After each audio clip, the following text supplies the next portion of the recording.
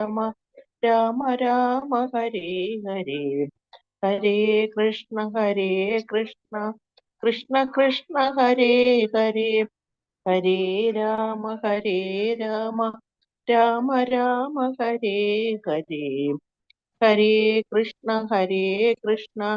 കൃഷ്ണ കൃഷ്ണ ഹരേ ഹരേ ഹരേ രാമ രാമ രാമ രാമ ഹരേ ഹരേ ഹരേ കൃഷ്ണ കൃഷ്ണ കൃഷ്ണ ഹരേ ഹരേ ഹരേ രാമ രാമ രാമ രാമ ഹരേ ഹരേ ഹരേ കൃഷ്ണ കൃഷ്ണ കൃഷ്ണ ഹരേ ഹരേ ഹരേ രാമ രാമ രാമ രാമ ഹരേ ഹരേ ഹരേ കൃഷ്ണ കൃഷ്ണ കൃഷ്ണ ഹരേ ഹരേ ഹരേ രാമ രാമ രാമ രാമ ഹരേ ഹരേ ഹരേ കൃഷ്ണ കൃഷ്ണ കൃഷ്ണ ഹരേ ഹരേ ഹരേ രാമ രാമ രാമ ഹരേ ഹരേ ഹരേ Krishna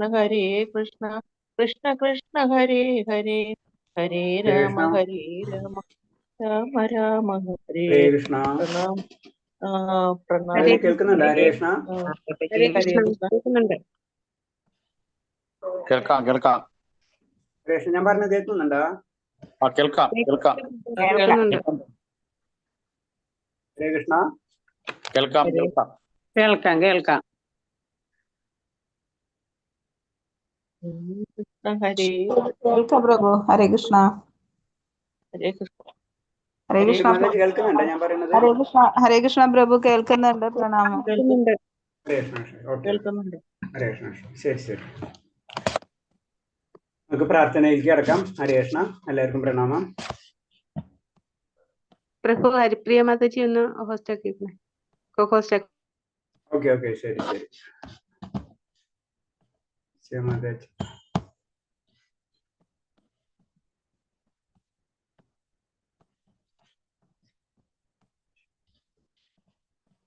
okay, ഹരേ കൃഷ്ണ, എല്ലാവർക്കും പ്രണാമം. നമുക്ക് പ്രാർത്ഥനയിലേക്ക് അടക്കാം. ഓ നമോ ഭഗവതേ വാസുദേവായോ നമോ ഭഗവതേ വാസുദേവായോ നമോ ഭഗവതേ വാസുദേവായ. നാരായണം നമസ്കൃത്യം നരം ചൈവ നരോത്തമം ദേവീം സരസ്വതീം വ്യാസം തതോ ജയമുദ്രയേത്. നഷ്ടപ്രായേഷു ഭദ്രേഷു നിത്യം ഭാഗവത ശ്ലോകയാ ഭാഗവതേ ഉത്തമ ശ്ലോകേ ഭക്തിർഭവതി നഷ്ടകി. മൂകം കരോതി വാചാലം പങ്കും ലംഘയതേ ഗിരി. യത്കൃപതമഹം വന്ദേ പരമാനന്ദമാധവം.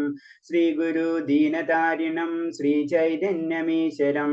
വജ്ഞാനതിമിരാന്ധ്യസ്യ ജ്ഞാനാഞ്ജലശലാകയാ ചക്ഷുർമിലിതം യേന തസ്മൈ ശ്രീഗുരുവേ നമഃ.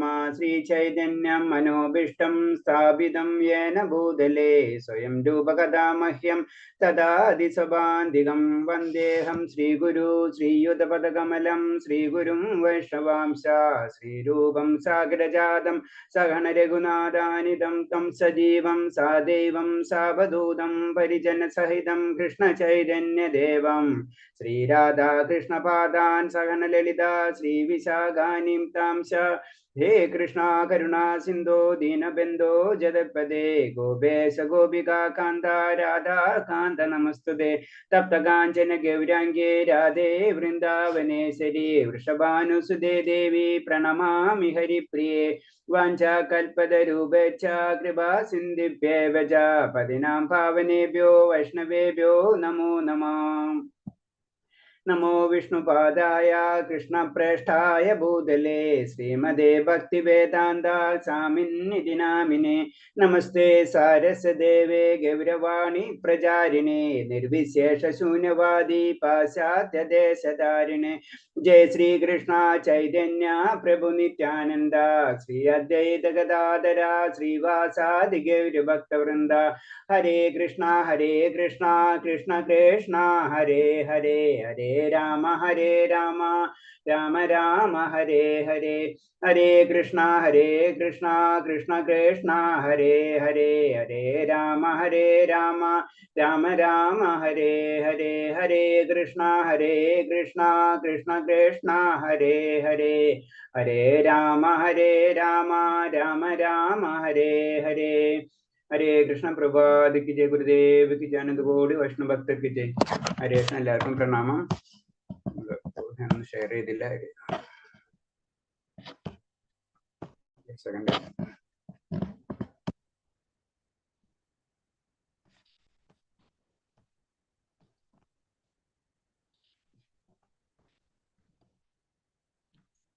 പതിനാറാമത്തെ ശ്ലോകം അല്ലേ മാതാജി? 16, 17 ജ്ഞാനയോഗം 16 പ്രഭു, 16-ാമത്തെ 16-ാമത്തെ ശ്ലോകം അല്ലേ?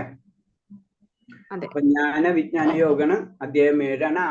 7-ാം അധ്യായം എന്ന് പറയുമ്പോൾ നമുക്കറിയാം ഭക്തിയോഗം തുടങ്ങുകയാണ് നമ്മൾക്ക് അല്ലെ, ഭക്തിയോഗത്തിൽ വരുന്നതാണ്. അപ്പൊ ഭഗവാൻ എന്താണെന്നും ഭഗവാന്റെ ഓരോ കാര്യങ്ങൾ ഡീറ്റെയിൽ ആയിട്ട് പറഞ്ഞ ആരൊക്കിന് ഭഗവാനെ ഈ 2 ശ്ലോകങ്ങളിൽ ലാസ്റ്റ് പറഞ്ഞിട്ടുള്ളത് 17ഉം 15ഉം 15-ാമത്തെ ശ്ലോകം 16-ാമത്തെ ശ്ലോകം ഡീറ്റെയിൽ ആയിട്ട് പറഞ്ഞത് 4 തരം വ്യക്തികൾക്ക് അവർക്കൊരിക്കലും ഭഗവാനെ പ്രാപിക്കാൻ കഴിയില്ല എന്ന് പറയുന്നു. അത് നമുക്ക് പറഞ്ഞ മൂഢന്മാര്, മനുഷ്യരിൽ അധമന്മാരായിട്ടുള്ളവര്, മായയിൽ അപഹരിക്കപ്പെട്ടിട്ടുള്ള ജ്ഞാനമുള്ളത് നിരീശ്വരവാദികൾ അല്ലെ, ദുഷ്കൃതന്മാർ, മൂഢന്മാർ, കഴുതനെ പോലെ ഇങ്ങനെ ജീവിതം ഇങ്ങനെ പോയിക്കൊണ്ടിരിക്കുന്നു, മൃഗത്തിനെ പോലെ ഇങ്ങനെ ജീവിച്ചുകൊണ്ടിരിക്കുക അല്ലെ.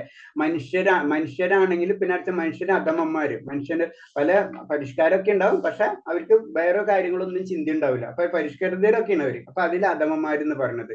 അടുത്തെന്ന് പറഞ്ഞാൽ ജ്ഞാനം കൊണ്ട് അപഹരിക്കുന്നത്, അതും ഇതേപോലെ തന്നെ അവരെന്താ ഓട്ടോമാറ്റിക് ആയിട്ട് പറയുന്ന വെച്ചാൽ കവികള്, ശാസ്ത്രജ്ഞന്മാരൊക്കെ അവർ ആ കൂട്ടത്തിലാണ്. അവരുടെ ജീവിതം മുഴുവനും ഭൗതിക കാര്യങ്ങൾക്ക് വേണ്ടി അവർ ഉപയോഗിച്ചുകൊണ്ടിരിക്കണം. അവർക്ക് ഒരിക്കലും ഭഗവാൻ ലഭിക്കില്ല. പിന്നെ പറഞ്ഞ നിരീശ്വരവാദികള് ഇതാണ് പറയുന്നത്.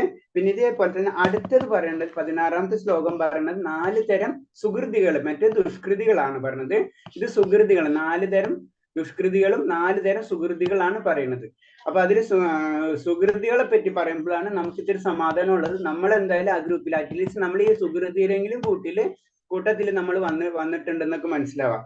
അത് പറഞ്ഞ ആദ്യത്തെ ശ്ലോകം പറഞ്ഞത് 16-ാമത്തെ ശ്ലോകം പറഞ്ഞ ചതുർവിധാ ഭജന്തേ മാം ജനാ സുഹൃദിന അർജുന ആർത്തോ ജിജ്ഞാസുരസുരദാർത്തി ജ്ഞാനീ ച ഭരതർഷഭ.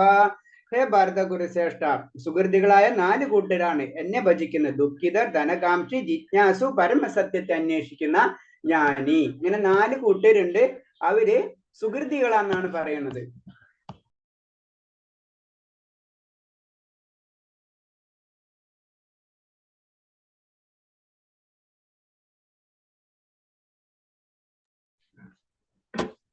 ഇപ്പൊ പറഞ്ഞ ഇതിൽ വരുന്നതെന്ന് വെച്ചാൽ 4 കൂട്ടരുണ്ട്. അതിൽ ഏറ്റവും ഇതിൽ പറഞ്ഞത് എന്താണ്? ദുഃഖിതർ, ധനകാംക്ഷി, ജിജ്ഞാസു, പരമസത്യത്തെ അന്വേഷിക്കുന്നത്. അപ്പൊ എന്താണ് നമ്മൾ സാധാരണ രീതിയിൽ എല്ലാവരും എന്താ, ദുഃഖം വരുമ്പോൾ എന്തായാലും ഭഗവാനെ വിളിക്കാത്തത് വളരെ അപൂർവം പേരുണ്ടാവുള്ളൂ. അവര് പിന്നെ മറ്റു ഗ്രൂപ്പിൽ പോയി, ഏത് ദുഷ്കൃതികളെ കൂട്ടത്തിൽ പോയല്ലേ. അപ്പൊ ഇതിൽ പറയണെന്ന് വെച്ച് കഴിഞ്ഞാല് ദുഃഖിതർ, നമുക്ക് ദുഃഖമുള്ളപ്പോ ഭഗവാൻ വിളിക്കുന്നവര്. പിന്നെ അർത്ഥാർത്ഥി നമുക്ക് ആഗ്രഹങ്ങൾ, എന്താഗ്രഹങ്ങളായിരുന്നു, ധനോ അല്ല എന്താഗ്രഹങ്ങൾ നമുക്ക് വരുമ്പോൾ നമ്മൾ ഭഗവാൻ വിളിക്കും. അതേപോലെ തന്നെ ജിജ്ഞാസു, അതായത് ജിജ്ഞാസു എന്ന് പറയുമ്പോൾ എന്താണ് ആത്മീയത എന്ന്, ഭഗവാൻ എന്തൊക്കെ അറിയാനുള്ള ആഗ്രഹങ്ങൾ. പിന്നെ പരമസത്യത്തെ അന്വേഷിക്കുന്നവൻ, പരമസത്യം നമുക്ക് അതിലേക്ക് നമ്മൾ കടക്കണം, ആ ഭക്തിയിലേക്ക് നമ്മൾ കടക്കണം, അതിലേക്ക് നമ്മൾ കടക്കുന്നവര്, അന്വേഷിക്കുന്നവര്. മറ്റത് അറിയാനുള്ള ആഗ്രഹമാണ് ജിജ്ഞാസ, എന്താണെന്ന് അറിഞ്ഞാൽ മതി അവർക്ക്.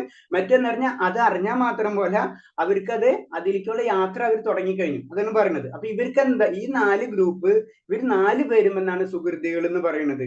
അപ്പൊ ഈ സുഹൃതികളിൽ തന്നെ ഏറ്റവും ബെറ്റർ ആയിട്ടുള്ളത് പറഞ്ഞത് ജ്ഞാനികളാണ്. ജ്ഞാനികളെ സംബന്ധിച്ച് അവർക്ക് കാര്യങ്ങൾ അറിയാം, മനസ്സിലായി, ഏറ്റവും ബെറ്റർ. പക്ഷെ എന്നിരുന്നാലും ഈ 4 ഗ്രൂപ്പും ഓരോ ലെവലിലാണ്. അപ്പൊ നമുക്കറിയാം അറ്റ്ലീസ്റ്റ് ഇതിലെ ഏറ്റവും വലിയ പ്ലസ് പോയിന്റ് എന്ന് പറഞ്ഞതെന്ന് വെച്ച് കഴിഞ്ഞാല് നമ്മൾ ഈ ഗ്രൂപ്പിൽ വന്നു കഴിഞ്ഞാൽ, അതായത് നമുക്ക് അറ്റ്ലീസ്റ്റ് ദുഃഖം വരുമ്പോൾ ഭഗവാനെ വിളിക്കുന്ന ലെവലിലേക്ക് നമ്മൾ ഉയർന്നിട്ടുണ്ടെങ്കിൽ അവർക്ക് പറയുന്ന ഒരു ഭക്തസംഘം ഉണ്ടെങ്കിൽ, ഭക്തസംഘമോ ഗുരുവിന്റെ അങ്ങനെയൊക്കെ എന്തെങ്കിലും കണക്ഷൻ കിട്ടിക്കഴിഞ്ഞാൽ അവർക്ക് ആത്മസാക്ഷാത്കാരം നേടാനുള്ള സാധ്യത വളരെയധികം കൂടുതലാണെന്ന് പറയുന്നത്.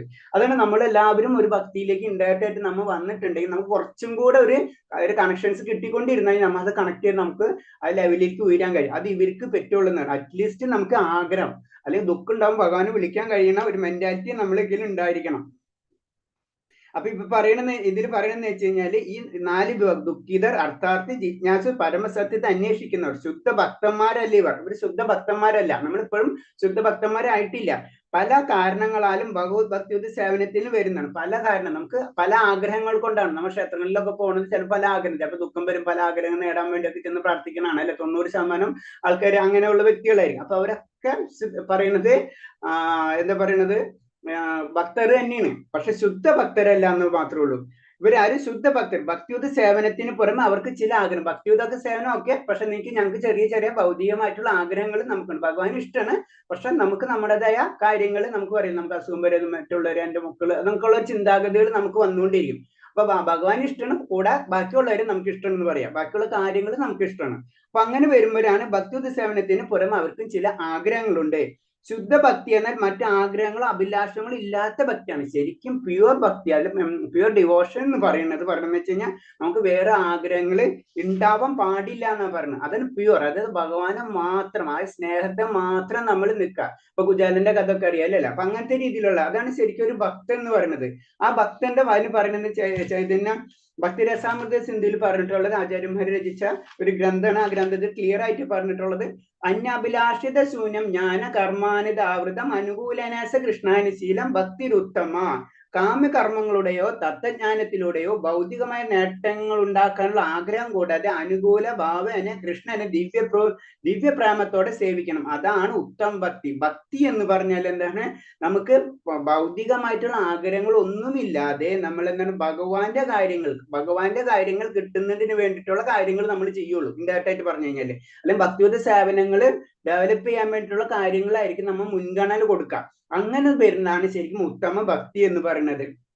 അപ്പൊ ഈ 4 കൂട്ടര്, അതായത് ഇപ്പൊ പറഞ്ഞ 4 കൂട്ടര് ഭഗവാന്റെ ഭക്തി സേവനത്തിന് എത്തുന്ന ഈ 4 ഭക്തരും ഒരു ശുദ്ധ ഭക്തന്റെ സത്സംഗം ഉണ്ടായാൽ പരിശുദ്ധി നേടി പരമഭക്തനാകും എന്ന് ഭഗവാൻ ക്ലിയർ പറഞ്ഞു തരുന്നു. കാരണം എന്ന് വെച്ച് കഴിഞ്ഞാൽ, കാരണം നമ്മൾ സുഹൃതി ഗ്രൂപ്പിൽ നമ്മളെല്ലാവരും വന്നു കഴിഞ്ഞു. അപ്പൊ അതിൽ നിന്നും വീണ്ടും നമുക്ക് പല കാര്യങ്ങളും പഠിക്കും. നമ്മൾ സാധാരണ ഭക്തി, മല ഗുരുവിൽ കൂടെ കണക്ഷനുള്ള ആത്മീയ ഗ്രന്ഥങ്ങൾ വായിച്ചും എന്ത് തന്നെയായാലും ആ പ്രോസസ്സ് നമ്മൾ സ്റ്റാർട്ട് ചെയ്ത് കഴിഞ്ഞാൽ തീർച്ചയായിട്ടും നമുക്ക് എവിടെ എത്താൻ പറ്റും, ആ പരിശുദ്ധ ഭക്തിയിലേക്ക് നമുക്ക് കടക്കാൻ പറ്റും എന്നാണ് ഈ പറയുന്നു വരുന്നത്.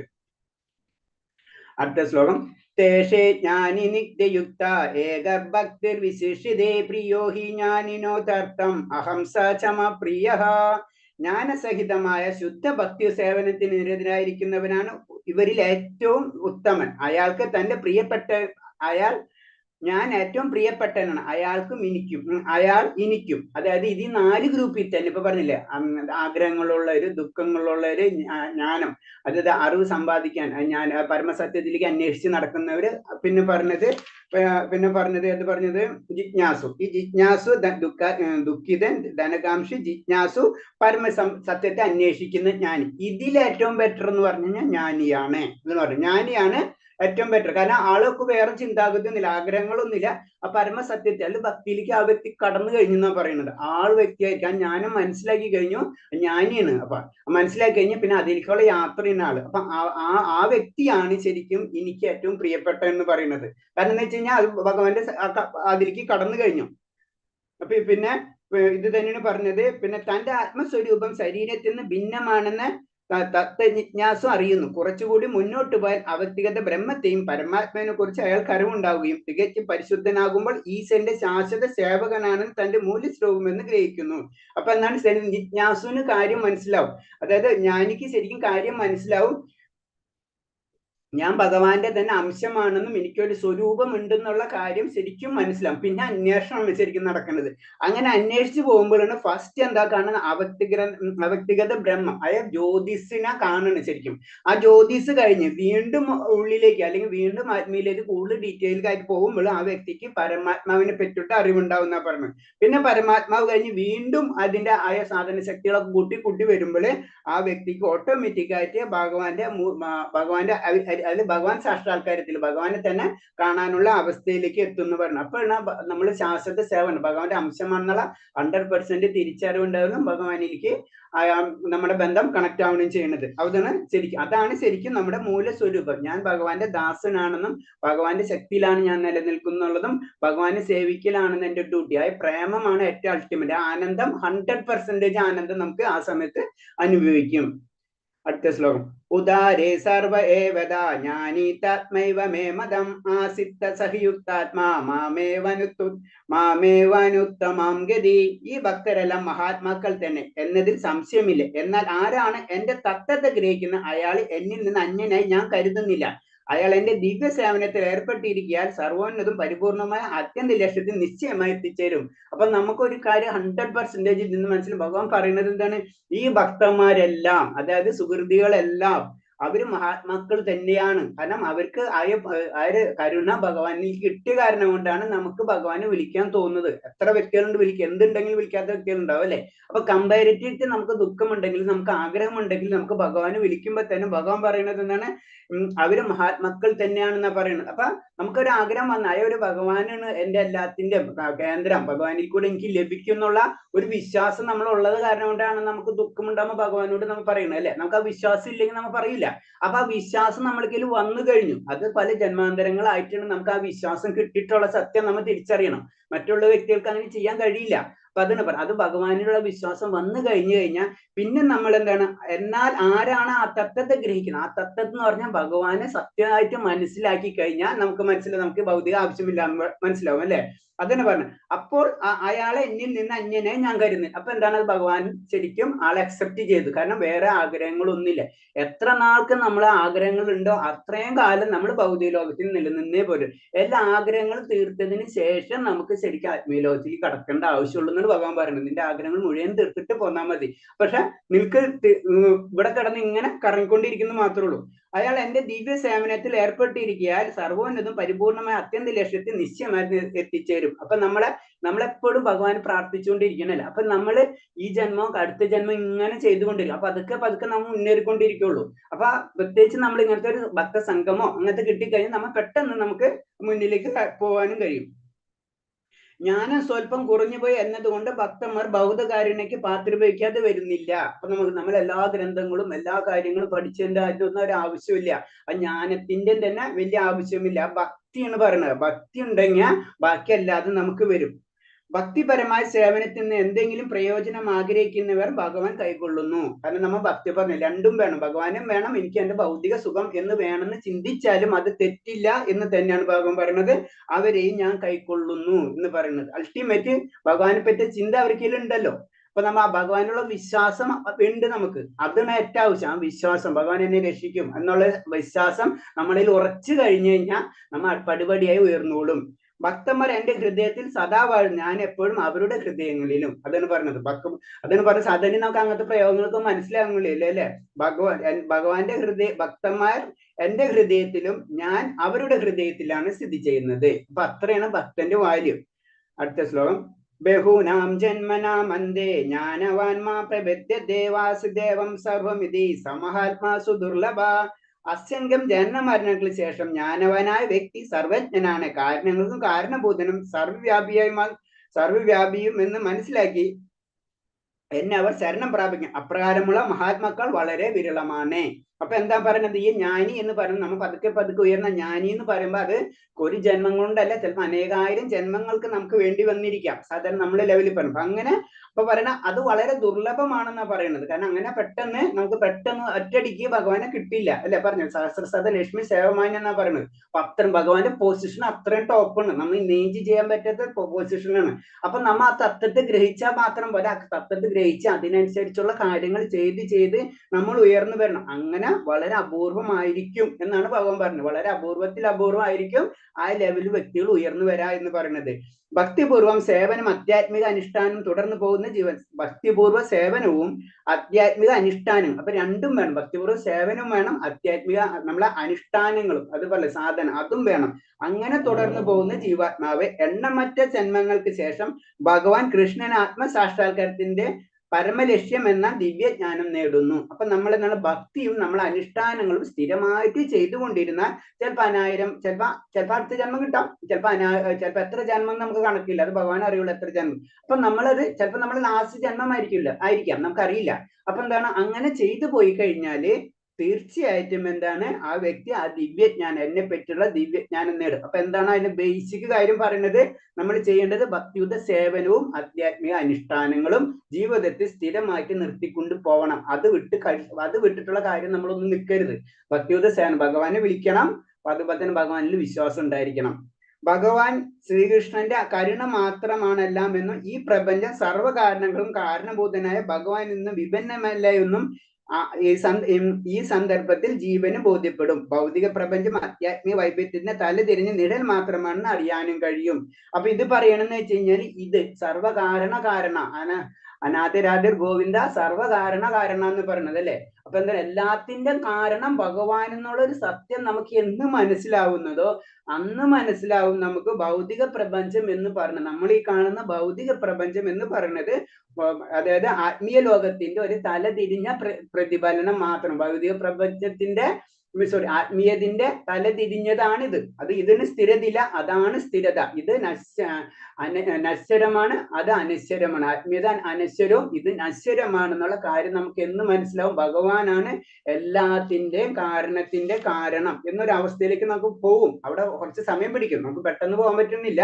പക്ഷെ നമ്മൾ എന്താണെങ്കിൽ ഭക്തിയുത സേവനവും അനുഷ്ഠാനങ്ങളും ജീവിതത്തിന്റെ ഒരു ജീവിതചര്യയാക്കി മാറ്റണം. അതാണ് നമ്മൾ എല്ലാവരും ചെയ്യേണ്ടത്. അതാ പറയുന്നത്. അതാണ് പറയുന്നത് മഹാത്മാവായ നമ്മുടെ ചൈതന്യ പ്രഭു ആയാലും അപ്പൊ ഗുരുദേവനായ നമ്മുടെ എല്ലാവരും ഗുരുക്കളായ എല്ലാവരും അത് തന്നെയാണ് പറഞ്ഞത്. നമ്മളെന്താണ് നമ്മളെ അനുഷ്ഠാനങ്ങളും ഭക്തിയും ജീവിതചര്യയാക്കി മാറ്റി കഴിഞ്ഞാലേ നമുക്ക് പറ്റുള്ളൂ. ഒരു ദിവസം ചെയ്ത് അടുത്ത ദിവസം ചെയ്യാതിരിക്കുക, കുറച്ച് വരുമ്പോ അങ്ങനെ ചെയ്ത് കഴിഞ്ഞാൽ ശരി, ഭഗവാനെ വിളിച്ചു കഴിഞ്ഞാൽ അതിന് വളരെ പ്ലസ് പോയിന്റ്സ് ഉണ്ടാവും. അപ്പൊ അത് പറഞ്ഞിട്ടുണ്ടല്ലോ, സ്വല്പം അഭ്യസതരായത് മാറ്റുപോയത്, അത് വേറെ കാര്യം. പക്ഷെ എന്നിരുന്നാലും അൾട്ടിമേറ്റ് ലക്ഷ്യത്തിലേക്ക് എത്തണമെങ്കിൽ എന്താണ് സ്ഥിരമായിട്ടുള്ള കാര്യങ്ങളും സ്ഥിരമായിട്ടുള്ള ഭക്തി ഉദ്സേവനവും നമ്മൾ ചെയ്തേ തീരൂ.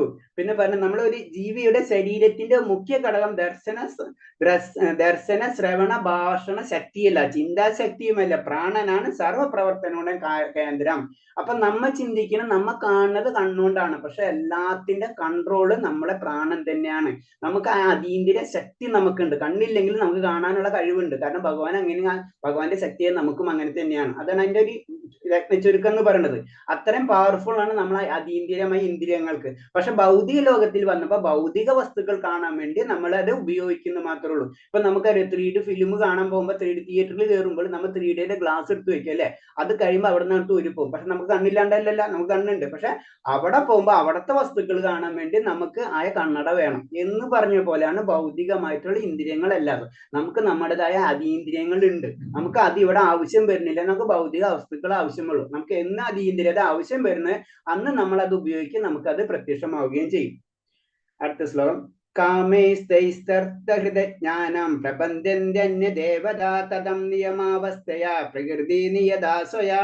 ഭൗതിക അഭിലാഷങ്ങൾ അപഹരിക്കപ്പെട്ട ജ്ഞാനത്തോടു കൂടിയ ദേവന്മാരെ ശരണം പ്രാപിക്കുന്നു. പ്രത്യേക നിയമങ്ങളും നിബന്ധനകളും അനുസരിച്ച് അവർ സ്വപ്രകൃതിയാ ദേവന്മാരെ ആരാധിക്കുന്നു. അപ്പൊ എന്താണ് ഇതിൽ പറയുന്നത്? നമുക്ക് ആഗ്രഹങ്ങൾ വരുന്ന സമയത്ത്, സാധാരണ രീതിയിൽ നമുക്ക് ആഗ്രഹങ്ങൾ വരുന്ന സമയത്ത് നമ്മൾ സാധാരണ രീതിയിൽ ജനങ്ങൾ എന്താ ചെയ്യുന്ന വെച്ചാൽ ദേവന്മാരെ ആരാധിക്കും എന്ന് ഭഗവാൻ പറഞ്ഞു തരുന്നുണ്ട്. ദേവന്മാരെ ആരാധിക്കുന്നത് തെറ്റെന്ന് പറഞ്ഞില്ല. അപ്പോൾ ദേവന്മാരെ ആരാധിക്കും. നമുക്ക് ഭൗതിക ആഗ്രഹങ്ങൾ വരുന്ന സമയത്ത് ദേവന്മാർ ആരാധിക്കും. അപ്പൊ പ്രത്യേക നിയമങ്ങൾ നിബന്ധന അനുസരിച്ച് സ്വപ്രകൃതി അവർ ദേവന്മാരെ ആരാധിച്ചുകൊണ്ടിരിക്കുക എന്ന് പറയുന്നത്. അത് തെറ്റെന്നല്ല പറഞ്ഞത്, പക്ഷെ നമ്മുടെ ലെവൽ അപ്പൊ താഴ്ന്ന ലെവലായിരിക്കും. കാരണം ഭൗതികമായിട്ടുള്ള ആഗ്രഹങ്ങളാണ് നമുക്ക് വരുന്നത്. പക്ഷെ നമ്മളെ ലക്ഷ്യം എന്തായിരിക്കണം? നമ്മളെ ലക്ഷ്യം ആയ ഭഗവാനിലുള്ള പരമാനന്ദത്തിലേക്കുള്ള യാത്രയായിരിക്കണം. നമ്മൾ അതിന്റെ ഇടയിൽ നമുക്ക് കിട്ടുന്നതൊക്കെ അപ്പൊ നമുക്ക് ഭഗവാനെയാണ് നമ്മൾ അൾട്ടിമേറ്റ് വിളിക്കേണ്ടത്. അപ്പൊ ഇവരെ വിളിച്ചു കഴിഞ്ഞാൽ നമുക്ക് എന്താണ് ഭൗതികമായിട്ടുള്ള ആഗ്രഹങ്ങൾ നമുക്ക് ആ സാധ്യ ഗുണത്തിലേക്കൊക്കെ നമുക്ക് ഉയരാൻ പറ്റും. അതിന് സംശയമൊന്നുമില്ല. അപ്പൊ ഒന്നും ചെയ്യാൻ പറ്റാത്തവരാണ് അറ്റ്ലീസ്റ്റ് ദേവന്മാരെ വിളിക്കാൻ പറയുന്നത്. മറ്റു ദേവന്മാരെ വിളിച്ചു കഴിഞ്ഞാൽ അത് പതുക്കെ നമുക്ക് മുന്നേറ്റം ഉണ്ടാവും.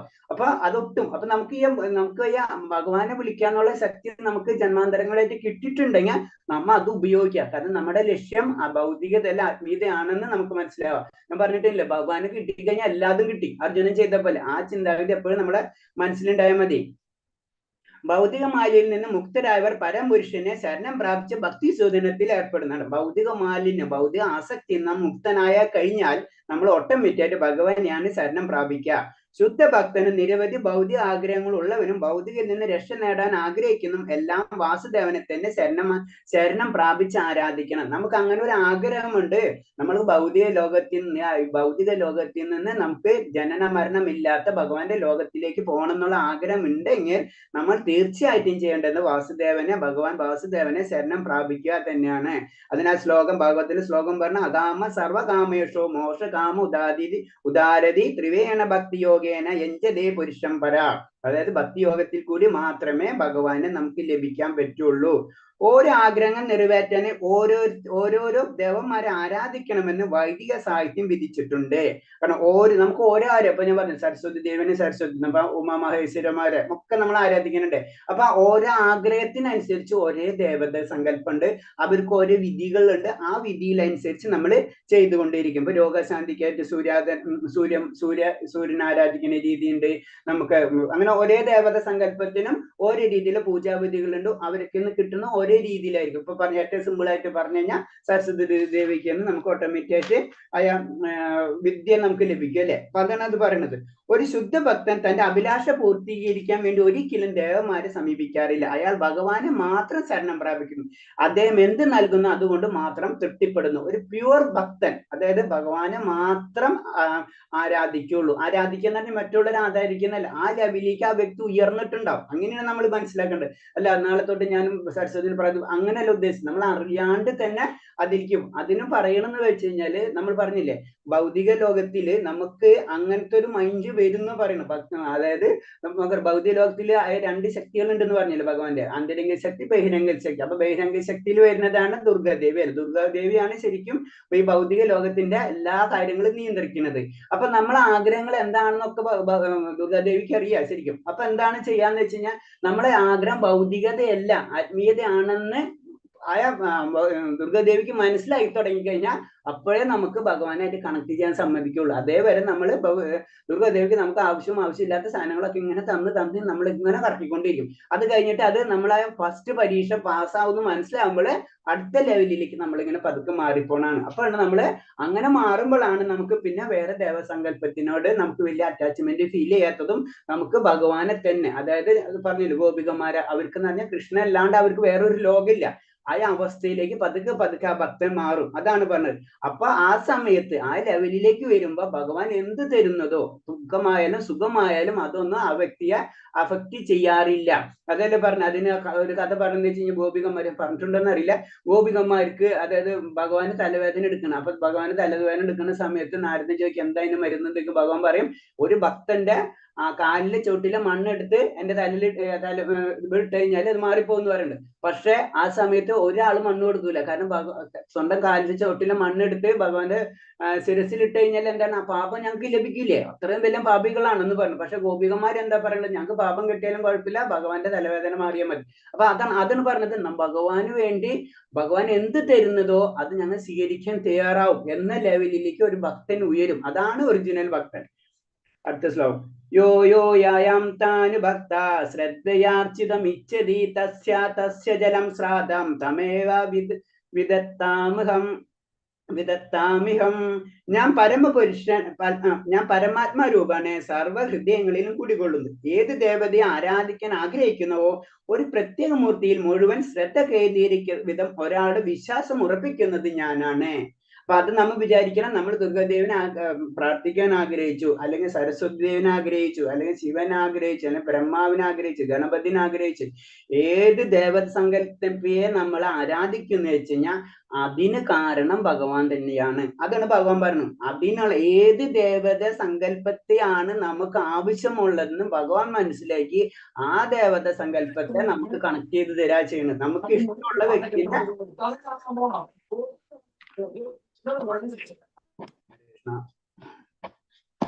മാതാജി ഒന്ന് മ്യൂട്ട് ചെയ്തു കേട്ടോ ഹരേഷ്ണ.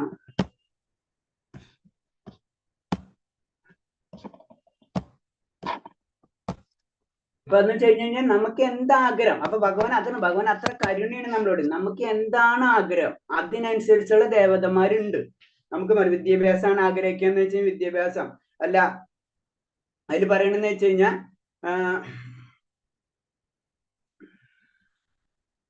അതിൽ പറഞ്ഞത് ഓരോ പ്രത്യേക കാര്യസിദ്ധിക്കും വ്യത്യസ്ത ദേവന്മാരെയാണ് പൂജിക്കുക. നമുക്ക് ഭൗതികമായിട്ട് ചിന്തിക്കുമ്പോൾ നമുക്ക് ഓരോ ആഗ്രഹങ്ങൾക്കും പല പല ദേവതമാരുണ്ട് അല്ലെ. അങ്ങനെ നമുക്ക് അതിന് പറയണെന്ന് വെച്ചപ്പോ വിദ്യാഭ്യാസ വിജയത്തിന് സരസ്വതി ദേവീനെ, പത്നി ലാഭത്തിന് ശിവ പത്നിയായ ഉമാദേവി, പിന്നെ അതേപോലെ തന്നെ ഇപ്പൊ പറഞ്ഞത് സൂര്യനെ ആരാധിക്കുന്ന, ആരോഗ്യമായിട്ടുള്ള കാര്യങ്ങൾ സൂര്യനെ, അങ്ങനെ ദേവത സങ്കല്പങ്ങൾ ഉണ്ടെന്ന്. അപ്പൊ ഇതൊക്കെ ഭൗതികമായിട്ടുള്ള കാര്യങ്ങളാണ് അല്ലെ എല്ലാതും. അപ്പൊ ഇത് നമുക്ക് ഭൗതികത നമ്മളായ ആഗ്രഹങ്ങൾ നമ്മുടെ ഉള്ളിൽ ഇരിക്കുന്നിടത്തോളം കാലം നമ്മളെ ആഗ്രഹം ചിലപ്പോൾ വിദ്യാഭ്യാസം ആണെന്ന് വെച്ചാൽ നമ്മളെപ്പോഴും ചില കുട്ടികൾക്ക് പഠിക്കാൻ മാത്രം അത് മാത്രം ചിന്താഗതി എന്ന് വെച്ച് കഴിഞ്ഞാൽ അവരെ മൈൻഡിലേക്ക് ആയ ദേവത സങ്കല്പത്തേക്ക് പൂജിക്കാനുള്ള ആഗ്രഹം നമ്മളിൽ വളർന്നു വരും. മനസ്സിലായി? അപ്പൊ നമ്മളെ സരസ്വതി ദേവനെ നമ്മൾ പൂജിക്കും. അതാണ് പറഞ്ഞത്. അപ്പൊ അതിന്റെ കാരണം ഭഗവാൻ തന്നെയാണ്. ആ ദേവത സങ്കല്പത്തെ നമ്മൾ കണക്ട് ചെയ്ത് തരുന്നതാണ്. നമുക്ക് അതാണ് ആഗ്രഹം എന്ന് വെച്ച് കഴിഞ്ഞാൽ ആ ദേവതനെ അടക്കം നമുക്ക് ഇങ്ങോട്ട് തരാ ചെയ്യുന്ന ഭഗവാൻ. നമുക്ക് ആത്മീയതാണ് ആഗ്രഹം എന്ന് വെച്ച് കഴിഞ്ഞാൽ ഭഗവാൻ പ്യുവറായിട്ട് ഭഗവാൻ തന്നെ നമ്മളെ എടുത്തേക്ക് വരും. ഏതാണ് നമ്മളിഷ്ടം അതിന് അത്തരം സ്വാതന്ത്ര്യം നമുക്ക് ഭഗവാൻ തന്നിട്ടുണ്ട്. നമ്മളെ ഇഷ്ടത്തിനാണ് നമ്മളെല്ലാം കാര്യം. അവിടെ കാരണം നമുക്ക് അതിന് പവർ ഉണ്ട്. ഭഗവാന്റെ അംശം തന്നെയാകുമ്പോൾ നമുക്ക് അതിനുള്ള പവർ നമ്മൾക്ക് ഉണ്ട്. നമ്മളത് യൂട്ടിലൈസ് ചെയ്യണമെന്ന് മാത്രം. നമുക്ക് പറയില്ലേ, പഠിക്കുന്ന കുട്ടികൾക്ക് കൊമേഴ്സും പഠിക്കാം, മാത്സും പഠിക്കാം, സയൻസും പഠിക്കാം, അത് അവന്റെ ഇഷ്ടമാണ്. അത്രേ ഉള്ളു കാര്യം. അപ്പൊ പിന്നെ വേറെ ഇതിൽ വലിയ ഇൻട്രസ്റ്റിംഗ് ആയിട്ടുള്ള ഒരു പോയിന്റ് ആണ്, സർവശക്തനായ ഭഗവാൻ എന്തിനാണ് ജീവാത്മാക്കൾക്ക് ഭൗതിക സുഖാനുഭവത്തിന് വേണ്ടിയിട്ടുള്ള വിഭവങ്ങൾ ഒരുക്കി കൊടുക്കുന്നതെന്നും അങ്ങനെ അവയെ മായാവലയത്തിൽ പതിപ്പിക്കാൻ അനുവദിക്കുന്നെന്നും ചിലർ ചോദിച്ചേക്കാം. അപ്പൊ ഭഗവാൻ ഇതൊക്കെ അറിയാലോ, ഭൗതിക ലോകത്തിൽ വന്നാലല്ലേ ഈ പ്രശ്നങ്ങളൊക്കെ ഉള്ളത്, അങ്ങനെ എങ്ങനെ ഈ ഭൗതിക ലോകം എന്തിനു നിർമ്മിച്ചു കൊടുത്തത് എന്ന് ചോദിക്കാം. അതിന്റെ ഉത്തരം ആർക്കെങ്കിലും നിങ്ങൾക്ക് നമുക്കറിയാവുന്ന രീതിയിൽ ആർക്കെങ്കിലും ഒന്ന് പറയാൻ പറ്റുമോ? ഈ ഭൗതിക ലോകമല്ലേ പ്രശ്നത്തിന്റെ കാര്യം. ഇപ്പൊ ഭൗതിക ലോകം അവനെ സൃഷ്ടിച്ചിട്ട് എന്തിനാണ് ഈ ഭൗതിക ലോകം എന്തിന് ഈ നമുക്ക് ചെയ്ത് തന്നു എന്ന് ചോദിച്ചു കഴിഞ്ഞാൽ അതിന്റെ അർത്ഥം എന്താ? ശരിയല്ല, ആ ചോദ്യം ശരിയല്ലേ? ഹരേഷ്ണ പറഞ്ഞു കേൾക്കണില്ലേ? കേൾക്കുന്നുണ്ട്. ഹരേഷ്ണ മാതാജിക്ക് എന്താ തോന്നുന്നത് ആ ചോദ്യത്തില്? വല്ല ഐഡിയ ഉണ്ടോ? ആരെങ്കിലും എന്തെങ്കിലും അഭിപ്രായം ഉണ്ടോ? ഇല്ല.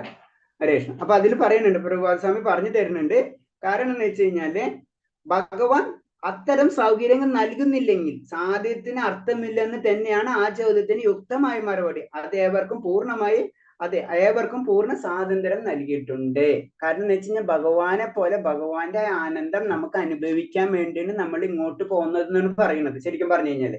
കാരണം അവിടെ ആ ആനന്ദം പോലെ നമുക്ക് വേറെ എന്തോ ഉണ്ടെന്ന് അറിയാൻ വേണ്ടി അപ്പൊ അതേപോലെ തന്നെ ഒരു ലോകം ഇവിടെ സൃഷ്ടിച്ചെന്തിരിക്കുന്ന ടെമ്പററി. ചെറിയ കുട്ടികൾക്ക് കളിക്കാൻ വേണ്ടി നമ്മള് ചിലപ്പോ പറയാ അവർക്ക് പുഴയെ പോയി നീന്തെന്ന് പറയുമ്പോൾ നമ്മൾ ചെറിയ കുളം ഉണ്ടാക്കി കൊടുത്തിട്ട് അത് കളിക്കാൻ പറയുന്ന പോലെ തന്നെ ഭഗവാൻ പറഞ്ഞിട്ട് ചെയ്തപ്പോൾ തന്നിട്ടുള്ള കാര്യമാണ് പെട്ടെന്ന് മനസ്സിലാക്കാൻ വേണ്ടി രീതി പറയുമ്പോൾ. കാരണം നമുക്ക് ആ സ്വാതന്ത്ര്യമുണ്ട്. അപ്പൊ ആദ്യ സ്വാതന്ത്ര്യത്തിന് എൻജോയ് ചെയ്യാൻ നിന്റെ സ്വാതന്ത്ര്യം നിനക്ക് മാറുമ്പോ നീ ഇങ്ങോട്ട് പോന്നാൽ മതി. അതാണ് ഇൻഡയറക്റ്റ് ആയിട്ട്. പക്ഷെ പോരേണ്ട മാർഗങ്ങൾ എല്ലാതും ഭഗവാൻ പറഞ്ഞു തന്നിട്ടുണ്ട്. ഇതിന് ഈ പ്രശ്നം ലാസ്റ്റ് ഭഗവാൻ പറയുന്നത് എന്താണ്? കാരണം ഞാൻ പറയേണ്ടത് പറഞ്ഞു, ഇനി നിന്റെ അഭിപ്രായം നിന്റെ ഇഷ്ടത്തിന് ചെയ്യാന്നാ പറഞ്ഞു. അപ്പൊ അത്ര സ്വാതന്ത്ര്യം ഭഗവാൻ തന്നിട്ടുണ്ടെങ്കിൽ അതിനനുസരിച്ച് ലോകം ഭഗവാൻ സൃഷ്ടിച്ച് തന്നിട്ടുണ്ട്. പിന്നെ നമ്മളെ ഇഷ്ടം തന്നെയാണ് അത്. അതാണ് മനസ്സിലാക്കേണ്ടത്. അപ്പൊ നമുക്ക് ദുഃഖങ്ങൾ വരുത്തുന്നത് നമ്മൾ തന്നെയാണ്. ഭഗവാൻ അതിന് യാതൊരു ഇതില്ല. കാരണം അതിന് പറഞ്ഞ സിമ്പിൾ ആയിട്ട് പറഞ്ഞു വെച്ചാൽ നമ്മളിപ്പോ എക്സാം ഹാളില് നമ്മൾ ഒരു എക്സാമിനർ നടക്കുന്ന സമയത്ത് നമ്മളിരുന്ന് പരീക്ഷ എഴുതുന്നു. നമ്മൾ പരീക്ഷ എഴുതുമ്പോൾ ഒരു ക്വസ്റ്റ്യൻ ആൻസർ ചെയ്തുകൊണ്ടിരിക്കുന്നത്. അപ്പൊ ചിലപ്പോൾ എക്സാമിനർക്ക് അറിയായിരിക്കാം നമ്മൾ ആൻസർ ചെയ്തത് തെറ്റാണ്, ചിലപ്പോൾ ശരിയാണെന്ന് അറിയാൻ പറ്റുക, തെറ്റാണെന്ന് അറിയാൻ പറ്റുക. എക്സാമിനർ ഒന്നും ഉണ്ടില്ല അല്ലെ. പക്ഷെ എപ്പോഴാണ് റിസൾട്ട് കിട്ടുക? റിസൾട്ട് നമ്മളെ പരീക്ഷ കഴിയുമ്പോഴായിരിക്കും റിസൾട്ട് കിട്ടുക എന്ന് പറഞ്ഞ പോലെ ഭഗവാൻ അതിൽ ഇടപെടുന്നില്ല. കാരണം നമ്മൾ എക്സാം എഴുതണാണ്. നമ്മുടെ ജീവിതം എന്ന് പറയുന്നത് നമ്മുടെ എക്സാമാണ്. നമ്മൾ എഴുതിക്കൊണ്ടിരിക്കുക. നമ്മുടെ ഇഷ്ടത്തിന് പഠിച്ചില്ല, നമ്മൾ അതിനനുസരിച്ച് പഠിച്ച അതിനനുസരിച്ച് നമ്മൾ എക്സാം എഴുതണം. റിസൾട്ട് നമ്മളെ പിന്നീട് വരും. മനസ്സിലായി? അവിടെ ഭഗവാൻ അല്ല റോള്. അത് ഭഗവാൻ ഓരോരുത്തർക്കും ഇപ്പൊ പറയില്ല ഏറ്റവും എക്സാമിനർ അല്ല ഇതൊക്കെ ചെയ്യുന്നത്, അതിനോരോ റൂൾസുകളുണ്ട്. ഓരോരുത്തർ നോക്കുന്ന പോലെ തന്നെ എക്സാമിനർ അത് നോക്കും. ഇപ്പൊ ചിത്രഗുപ്തനുണ്ട്, പിന്നെ നമ്മളെ യമദേവനുണ്ട്. ഇവരൊക്കെ അവരവരെ ഡ്യൂട്ടീസ് അവർ ചെയ്തുകൊണ്ടിരിക്കുന്നത് മാത്രമേ ഉള്ളൂ. നമ്മളെ ഡ്യൂട്ടീസ് ചെയ്തിട്ടില്ലെങ്കിൽ അതിനനുസരിച്ചുള്ള കാര്യങ്ങൾ ഭൗതിക ലോകത്തിലുള്ള പോലെ തന്നെയാണ് നമ്മളെ മനസ്സിലുണ്ടാവും. ഭൗതിക ലോകത്തിലെ നിയമം പോലെ തന്നെയാണ് ആത്മീയ ലോകത്തിലെ നിയമം. അതേപോലെ തന്നെ അവിടെ വ്യത്യാസങ്ങൾ വന്നുകൊണ്ടിരിക്കും. അപ്പൊ തെറ്റ് ചെയ്ത് കഴിഞ്ഞാൽ അതിനനുസരിച്ച് ശരി ചെയ്യുന്ന അത് നമ്മൾ ഭഗവാനിലേക്ക് കണക്ട് ചെയ്യണമെങ്കിൽ അത് ഏത് വേണമെങ്കിലും നമുക്ക് തീരുമാനിക്കാം. അതിനുള്ള പവർ നമ്മൾക്കയിൽ ഉണ്ട് എന്നാണ് കാരണം ഭഗവാന്റെ അംശമാണ്. ആ ഒരു ഒറ്റ പോയിന്റ് നിർത്താൻ മതി. ഭഗവാൻ അത് കാരണം കൊണ്ടാണ് നമുക്ക് എന്തും നേടിയെടുക്കാനുള്ള പവർ നമ്മൾക്കയിലുള്ളത്. അടുത്ത ശ്ലോകം. സാധയാ ശ്രദ്ധയാ യുക്ത സത്സസ്യാരാധനമീഹതേ ലഭ്യതേ സതതാ കാമാൻ മയ്യൈവ വിഹിതാൻ ഹിതാൻ. അങ്ങനെ വിശ്വാസം ഉറച്ച ഒരു ദേവനെ ആരാധിക്കാൻ മുതിരുന്ന വ്യക്തിക്ക് താൻ ഇച്ഛിക്കുന്നത് കൈവരും. വാസ്തവത്തിൽ ഈ അഭീഷ്ടം നിറവേറ്റുന്നത് ഞാൻ തന്നെയാണ്. അപ്പൊ അത് പറഞ്ഞത് അങ്ങനെ അതിൽ വിശ്വാസം, ആ ദേവനിൽ നമ്മൾ 100% വിശ്വസിച്ചു കഴിഞ്ഞാൽ ആ ദേവന് കൊടുത്തിട്ടുള്ള എന്താണ് ഡ്യൂട്ടി, ആ ഡ്യൂട്ടി ആ ദേവൻ ചെയ്യും എന്നാണ് പറഞ്ഞത്. ഭഗവാൻ ആ ദേവന് ഒരു ഡ്യൂട്ടി കൊടുത്തിട്ടുണ്ട്. ഇപ്പൊ സരസ്വതി ദേവിക്ക് ആണെങ്കിൽ ഒരു ഡ്യൂട്ടി കൊടുത്തിട്ടുണ്ട്. വിദ്യാഭ്യാസം ആഗ്രഹിക്കുന്നവർക്ക് വിദ്യാഭ്യാസം കൊടുക്കുക, കറക്റ്റായിട്ട് അതിനനുസരിച്ചുള്ള കാര്യങ്ങൾ സെറ്റ് ചെയ്ത് കൊടുക്കുക.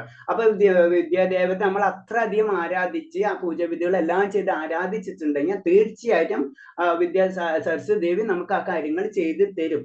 പക്ഷെ അത് എന്റെ ത്രൂ ആണ് ഇതെല്ലാം നടക്കണം. ഞാനാണ് അവരെ നിയമിച്ചിട്ടുള്ളൂ ഇൻഡയറക്റ്റ് ആയിട്ട് പറഞ്ഞു കഴിഞ്ഞാല്. അപ്പൊ യഥാർത്ഥ ഭക്തൻ ഏതൊരു ആവശ്യത്തിനും ഭഗവാനോട് മാത്രമേ പ്രാർത്ഥിക്കുന്നുള്ളൂ. അത് അർജുനന്റെ കാര്യം എടുത്താൽ മതി. അർജുനൻ ഭഗവാന് മാത്രം, വേറെ ഒന്നും ചിന്തിക്കില്ല. അതിനൊരു യഥാർത്ഥ ഭക്തൻ എന്ന് പറഞ്ഞു. ഇപ്പൊ ഹനുമാൻ സ്വാമിയുടെ കഥ അറിയല്ലേ, ഭഗവാൻ ഇല്ലാണ്ട് വേറെ യാതൊന്നും ഇല്ല. അതാണ് ആ രസങ്ങൾക്ക് മാത്രം വ്യത്യാസമുള്ളൂ. കാരണം എന്താ വെച്ച് കഴിഞ്ഞാൽ മറ്റേത് ദാസ്യരസമാണ്, മറ്റേത് സാഗ്യരസമാണ്. അങ്ങനെ ഓരോ രസങ്ങൾക്ക് മാത്രം വ്യത്യാസമുള്ളൂ. പക്ഷെ എല്ലാവരും ഭക്തരാണ്. അതിന് നമുക്കൊരു നവവിധ ഭക്തിയിൽ കൂടിയും വേണമെങ്കിൽ നമുക്ക് ആരാധിക്കാം. അല്ലെങ്കിൽ ഓരോന്നും വേണമെങ്കിലും നമുക്ക് ശാന്തരസം എന്ന് പറഞ്ഞാൽ ഭഗവാനെ ആരാധിക്കുന്ന രീതിയിൽ, ഭഗവാൻ എപ്പോഴും റെസ്പെക്ട് ചെയ്തിട്ടുള്ള രീതിയിലായിരിക്കും. ഇപ്പൊ ദാസ്യം വേറെ, സാഗ്യം രസം, മാധുര്യ രസം പോലെ, വാത്സല്യ രസം പോലെ, അങ്ങനെ 9 വിധം പറയുന്നുണ്ട്. അപ്പൊ ഏത് രസത്തിൽ കൂടിയും നമുക്ക് ഭഗവാനെ ആരാധിക്കാൻ കഴിയും. പക്ഷെ ഒരു ഭക്തൻ എന്ന് പറയുമ്പോൾ ഓട്ടോമാറ്റിക്കായിട്ട് ഇതിലേതെങ്കിലും ഒന്നായിരിക്കും.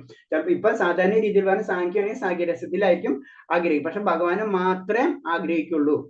ഭഗവാനെ ആരാധിക്കുകയും ഒപ്പം തന്നെ ഭൗതിക ഭോഗങ്ങൾ ഇച്ഛിക്കുകയും ചെയ്യുന്നതിൽ ആശയപരമായ വൈരുദ്ധ്യമുണ്ടെന്ന് ചൈതന്യ ചരിതാമൃതം. അതായത് ചൈതന്യ ചരിതാമൃതം എന്ന് പറയുന്നത് കാരണം എന്ന് വെച്ച് കഴിഞ്ഞാൽ ചൈതന്യ മഹാപ്രഭു ഭഗവാന്റെ തന്നെ അവതാരമാണ്. 500 വർഷം മുൻപ് നമ്മളെ ഇതിലുള്ള ആചാര്യന്മാരിലെ മെയിൻ ആയിട്ടുള്ള ആചാര്യനാണ്. അപ്പൊ അദ്ദേഹത്തിനെ പറ്റിയുള്ള ചൈതന്യ ചരിതാമൃതം, ഇപ്പൊ നമ്മൾ ഭഗവാനെ പറ്റി പറയുന്ന പോലെ തന്നെയാണല്ലോ ഭാഗവതം പറഞ്ഞത്. അതേപോലെ തന്നെ ചൈതന്യ മഹാപ്രഭുവിനെ പറ്റി പറയുന്ന ഗ്രന്ഥമാണ് ചൈതന്യ ചരിതാമൃതം. ആ ചൈതന്യ ചരിതാമൃതത്തിൽ പറയുന്നത് വെച്ച് കഴിഞ്ഞു കഴിഞ്ഞാല് അതിൽ പറയണെന്ന് വെച്ച് കഴിഞ്ഞാൽ ശരിക്കും പറഞ്ഞു കഴിഞ്ഞാൽ ഭൗതികമായിട്ടുള്ള കാര്യങ്ങളും ഭഗവാനുമായിട്ട് നമ്മൾ കണക്ട് ചെയ്യരുത്. നമുക്ക് പറയുന്നുണ്ടെങ്കിലും ശരിക്കും നമ്മൾ ആ പ്യുവർ ഭക്തിയിലേക്ക്, അത് പ്രേമഭക്തിയിലേക്ക് നമ്മൾക്ക് വരണമെങ്കിൽ ഇത് രണ്ടും കൂടെ ചെയ്തു പോകാൻ പാടില്ല എന്ന് പറഞ്ഞത്. അത് ഭക്തിപൂർവമായ ഭക്തിയുടെ സേവനവും ദേവാരാധനയും ഒരേ നിലവിലുള്ളതല്ല.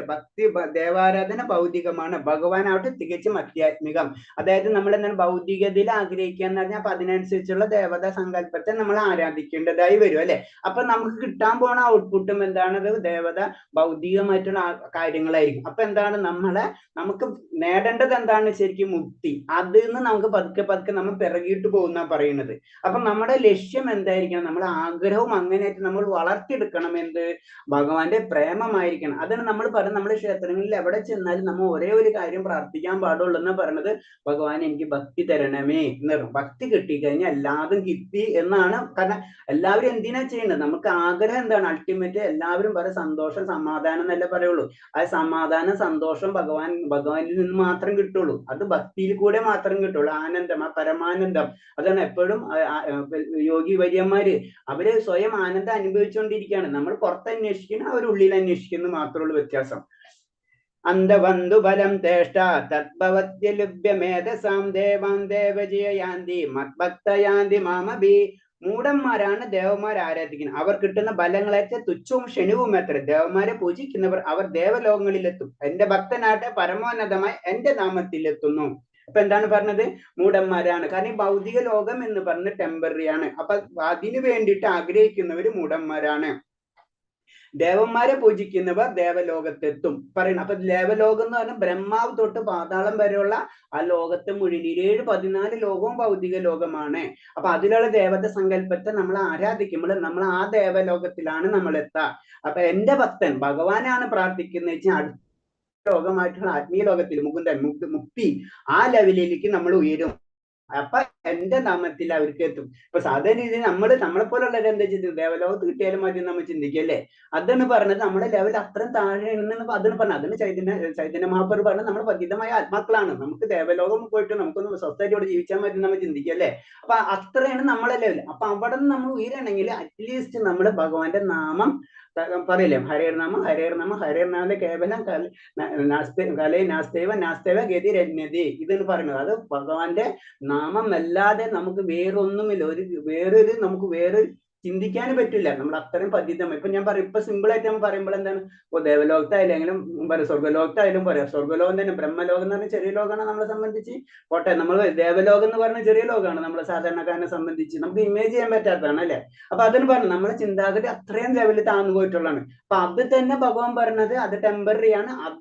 അത് തന്നെ ചിന്തിക്കുന്ന ഒരു മൂഢന്മാരെന്ന് പറയുന്നത്. അപ്പൊ ആ ലെവല് നമ്മൾ ചിന്തിച്ചു നോക്കണം. അപ്പൊ നമ്മുടെ ലെവൽ എന്താണ് നമ്മൾ മനസ്സിലാക്കുക.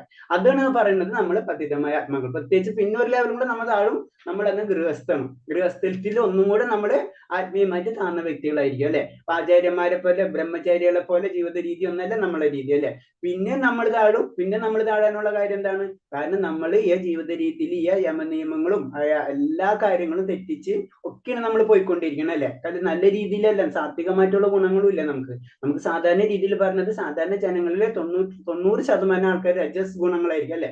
നമുക്ക് എല്ലാവർക്കും ആഗ്രഹങ്ങളാണ്. രജസ് ഗുണത്തിന്റെ പ്രത്യേകം എപ്പോഴും ഭയങ്കര ആഗ്രഹങ്ങളായിരിക്കും അല്ലെ. അപ്പൊ ആ രജസ് ഗുണമാണ് പിന്നെ നമ്മളെ താഴ്ന്ന ഇതാണ്. അപ്പൊ നമ്മൾ അതിന് പറഞ്ഞത് നമ്മളെ പതിതമായ ആത്മാക്കളാണെന്ന് പറയുന്നത്. അപ്പൊ അതിനു വേണ്ടി സ്വയം നമ്മൾ ഭഗവാന്റെ നാമം എപ്പോഴും നമ്മൾ വിഷ്ണു സഹസ്രനാമം മന്ത്രം അതൊക്കെ മുക്തി, എന്തായാലും മുക്തി പദത്തിലേക്കുള്ള യാത്രകളാണ്. അപ്പൊ അതിൽ ഏറ്റവും ഇമ്പോർട്ടൻസ് ഉള്ള മഹാമന്ത്രമാണ് ചൈതന്യ മഹാപ്രഭു. അതെന്ന് പറഞ്ഞാൽ ഏത് സമയത്ത് ഏതുവരെയും ജപിക്കാം. അതിന്റെ പ്രത്യേകത അതാണ്. മറ്റുള്ള മന്ത്രങ്ങൾ വേദമന്ത്രങ്ങളാണ്. അപ്പൊ അതിന്റെ പ്യൂരിറ്റി നമ്മൾ ഡെവലപ്പ് ചെയ്തെടുക്കണം. നമുക്കറിയാം ഇത് വിളിക്കുമ്പോ എന്താ പറയാ, രുദ്രാക്ഷങ്ങളൊക്കെ പ്യൂർ സാധനങ്ങളാണ്. അപ്പൊ നമ്മൾ അതിലൊക്കെ വളരെ ശ്രദ്ധിച്ചിട്ടാണ് കാര്യങ്ങൾ ചെയ്യാൻ വേണ്ടി. അപ്പൊ അത് ചെയ്യണ അപ്പൊ നമ്മൾ അത് പതുക്കെ നമ്മൾ ആദ്യം തന്നെ നമ്മൾ പ്യൂരിഫൈ ചെയ്തിട്ട് വേണം ഇങ്ങനത്തെ ശക്തികളിലേക്ക് നമ്മൾ കണക്ട് ചെയ്യാൻ വേണ്ടി. അപ്പൊ അതെന്ന് പറഞ്ഞാൽ അറ്റ്ലീസ്റ്റ് നമ്മൾ പറയില്ല, തുളസി മാലയെ തന്നെ ആദ്യം ജപിക്കാൻ പാടില്ല എന്നാണ് പറയുന്നത്. കാരണം തുളസി എന്ന് പറഞ്ഞാൽ അത്രയും പരിശുദ്ധ ഭഗവാന്റെ കാലിലുള്ളതാണ്. ഭഗവാന്റെ കാലിൽ എന്ന് പറഞ്ഞാൽ ഏറ്റവും പരിശുദ്ധിയായിട്ടുള്ള തന്നെയല്ലേ. അപ്പൊ പാതാരം തന്നെയല്ലേ പറയുന്നത്. അപ്പൊ അത്രയും പരിശുദ്ധിയാണ് ഭഗവാന്റെ. അപ്പൊ അവിടെ ആ പൂജ വെച്ചിരിക്കുന്ന ഏറ്റവും വലിയ തിരുവണ് അപ്പൊ പരിശുദ്ധിയാണ്. അപ്പൊ അവിടെയൊക്കെ നമ്മള് അപ്പൊ അങ്ങനെ അപ്പൊ നമ്മൾ അറ്റ്ലീസ്റ്റ് നമ്മള് മിനിമം നമ്മളെ ഒരു ക്വാളിഫിക്കേഷൻ ചെയ്യണം അതിലേക്ക് നമ്മൾ ഉയർത്താൻ വേണ്ടി. പക്ഷെ നാമം അങ്ങനെയല്ല. പക്ഷെ നാമം എന്ന് പറഞ്ഞത് എന്താണ്, കലിയുഗത്തിന്റെ നർമ്മമാണ് അല്ലെ. അത് ഓട്ടോമാറ്റിക് ആയിട്ട് എന്താ പറയുന്നത്, ഈ ഏതൊരാൾക്ക് ഏത് സമയത്തും ചെയ്യാന്നാണ്. പിന്നെ എന്താണ്, നാമരൂപ ഗുണ ലീലകൾ ഇതല്ലാതെ ഒന്നാണ്. അതാണ് നമ്മുടെ മനസ്സിൽ ആദ്യം നമ്മുടെ മൈൻഡിൽ സെറ്റ് ആവേണ്ടത്. ഭഗവാന്റെ നാമമായാലും ഭഗവാന്റെ രൂപമായാലും ഭഗവാന്റെ ഗുണമാണെങ്കിലും അതേപോലെ ഇപ്പൊ എന്താ പറയുക, ഭാഗവതം എന്ന് പറഞ്ഞ ഭഗവാനാണ്. അതല്ല നമ്മുടെ ബുക്കാണ് നമ്മൾ തൊട്ടുവരിക്കുന്നത്. എന്തിനാണ് നമ്മൾ എന്തിനു തൊട്ടുവരിക്കുന്നത്? അതാണ് നമ്മളെ സങ്കല്പം. അതാണ് അതിന്റെ പ്രത്യേകത. അപ്പൊ നമ്മളത് ഉയരണം. അപ്പൊ ഇതിൽ ദേവന്മാരെ നമ്മൾ ആരാധിക്കുന്ന നമ്മൾ തെറ്റിദ്ധരിക്കരുത്. എന്തുകൊണ്ടാണ് അപ്പൊ അങ്ങനെ നമുക്ക് ദേവന്മാരെ ആരാധിക്കാൻ പാടില്ല എന്ന് നമ്മൾ ചിന്തിക്കരുത്. കാരണം എന്ന് വെച്ചാൽ അതിന്റെ കാരണം നമ്മളെ ലെവലിനനുസരിച്ചാണ് അത് പറയണത്. ഇത് ആ ലെവലിലേക്ക് വരുമ്പോ അവർ അത്ര ആയിട്ടുള്ളൂ എന്ന് പറയും. നമുക്ക് പിന്നെ അതിനേലും താഴെയാണ്. നമ്മൾ ഇതിനെപ്പറ്റിയും ചിന്തിക്കേണ്ട ആവശ്യമില്ല. അപ്പൊ നമ്മൾ ചെയ്യേണ്ട കാര്യമാണ്. അതാണ് ചൈതന്യ മഹാപ്രഭു പറഞ്ഞത്. ഇതൊന്നും പറഞ്ഞിട്ട് കാര്യമില്ല. അതിന്റെ ആ കഥ ഞാൻ പറഞ്ഞിട്ടുണ്ടോന്ന് അറിയില്ല. കാരണം എന്ന് വെച്ച് കഴിഞ്ഞാൽ മറ്റുള്ളവര് ഇത്രയും ചൈതന്യ പ്രഭു അത്രയും എല്ലാ ഗ്രന്ഥങ്ങളും എല്ലാ കാര്യങ്ങളും അറിയണം. എല്ലാത്തിലും ആ ടൈമിൽ ഏറ്റവും കൂടുതൽ ജ്ഞാനമുള്ള വ്യക്തിയാണ്. അപ്പൊ പറയുന്നത് കാരണം എന്ന് വെച്ചാൽ എന്റെ ഗുരുനാഥൻ, നീ ഒരു വിഡ്ഢിന്, നീ എന്താ പറയുന്നത്, ഇത് പഠിച്ചാൽ ഇത് മാത്രം ചൊല്ലിയാമോ എന്നാ പറയുന്നത്. കാരണം അതാണ് ഈ ഭൗതിക ലോകം, അതാണ് നമ്മുടെ ഈ ലോകം. അപ്പൊ അത്രയെങ്കിലും നമ്മൾ ചെയ്യണം, എന്നാലേ നമുക്ക് ഉയർച്ച ഉണ്ടാവുള്ളൂ. പിന്നെ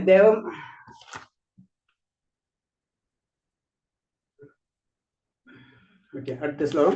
അവക്തം വ്യക്തിമാപന്നം മന്യതേ മാമ ബുദ്ധയാ പരം ഭാവമജാനന്ദോ മാമവ്യയനുത്തമം. പരമദൈവത്വം പുരുഷനായി ഞാൻ ഒരിക്കലും അവ്യക്തനായിരുന്നുവെന്നും പിന്നീട് വ്യക്തമായെന്നും എന്ന് മനസ്സിലാക്കാത്തവർ മന്ദബുദ്ധികൾ എന്ന് കരുതുന്നു. അക്ഷയനും അത്യുന്നതമായി എന്റെ ഉത്കൃഷ്ട സ്വഭാവത്തെ ആത്മജ്ഞാനികൾക്ക് അറിഞ്ഞുകൂടാ.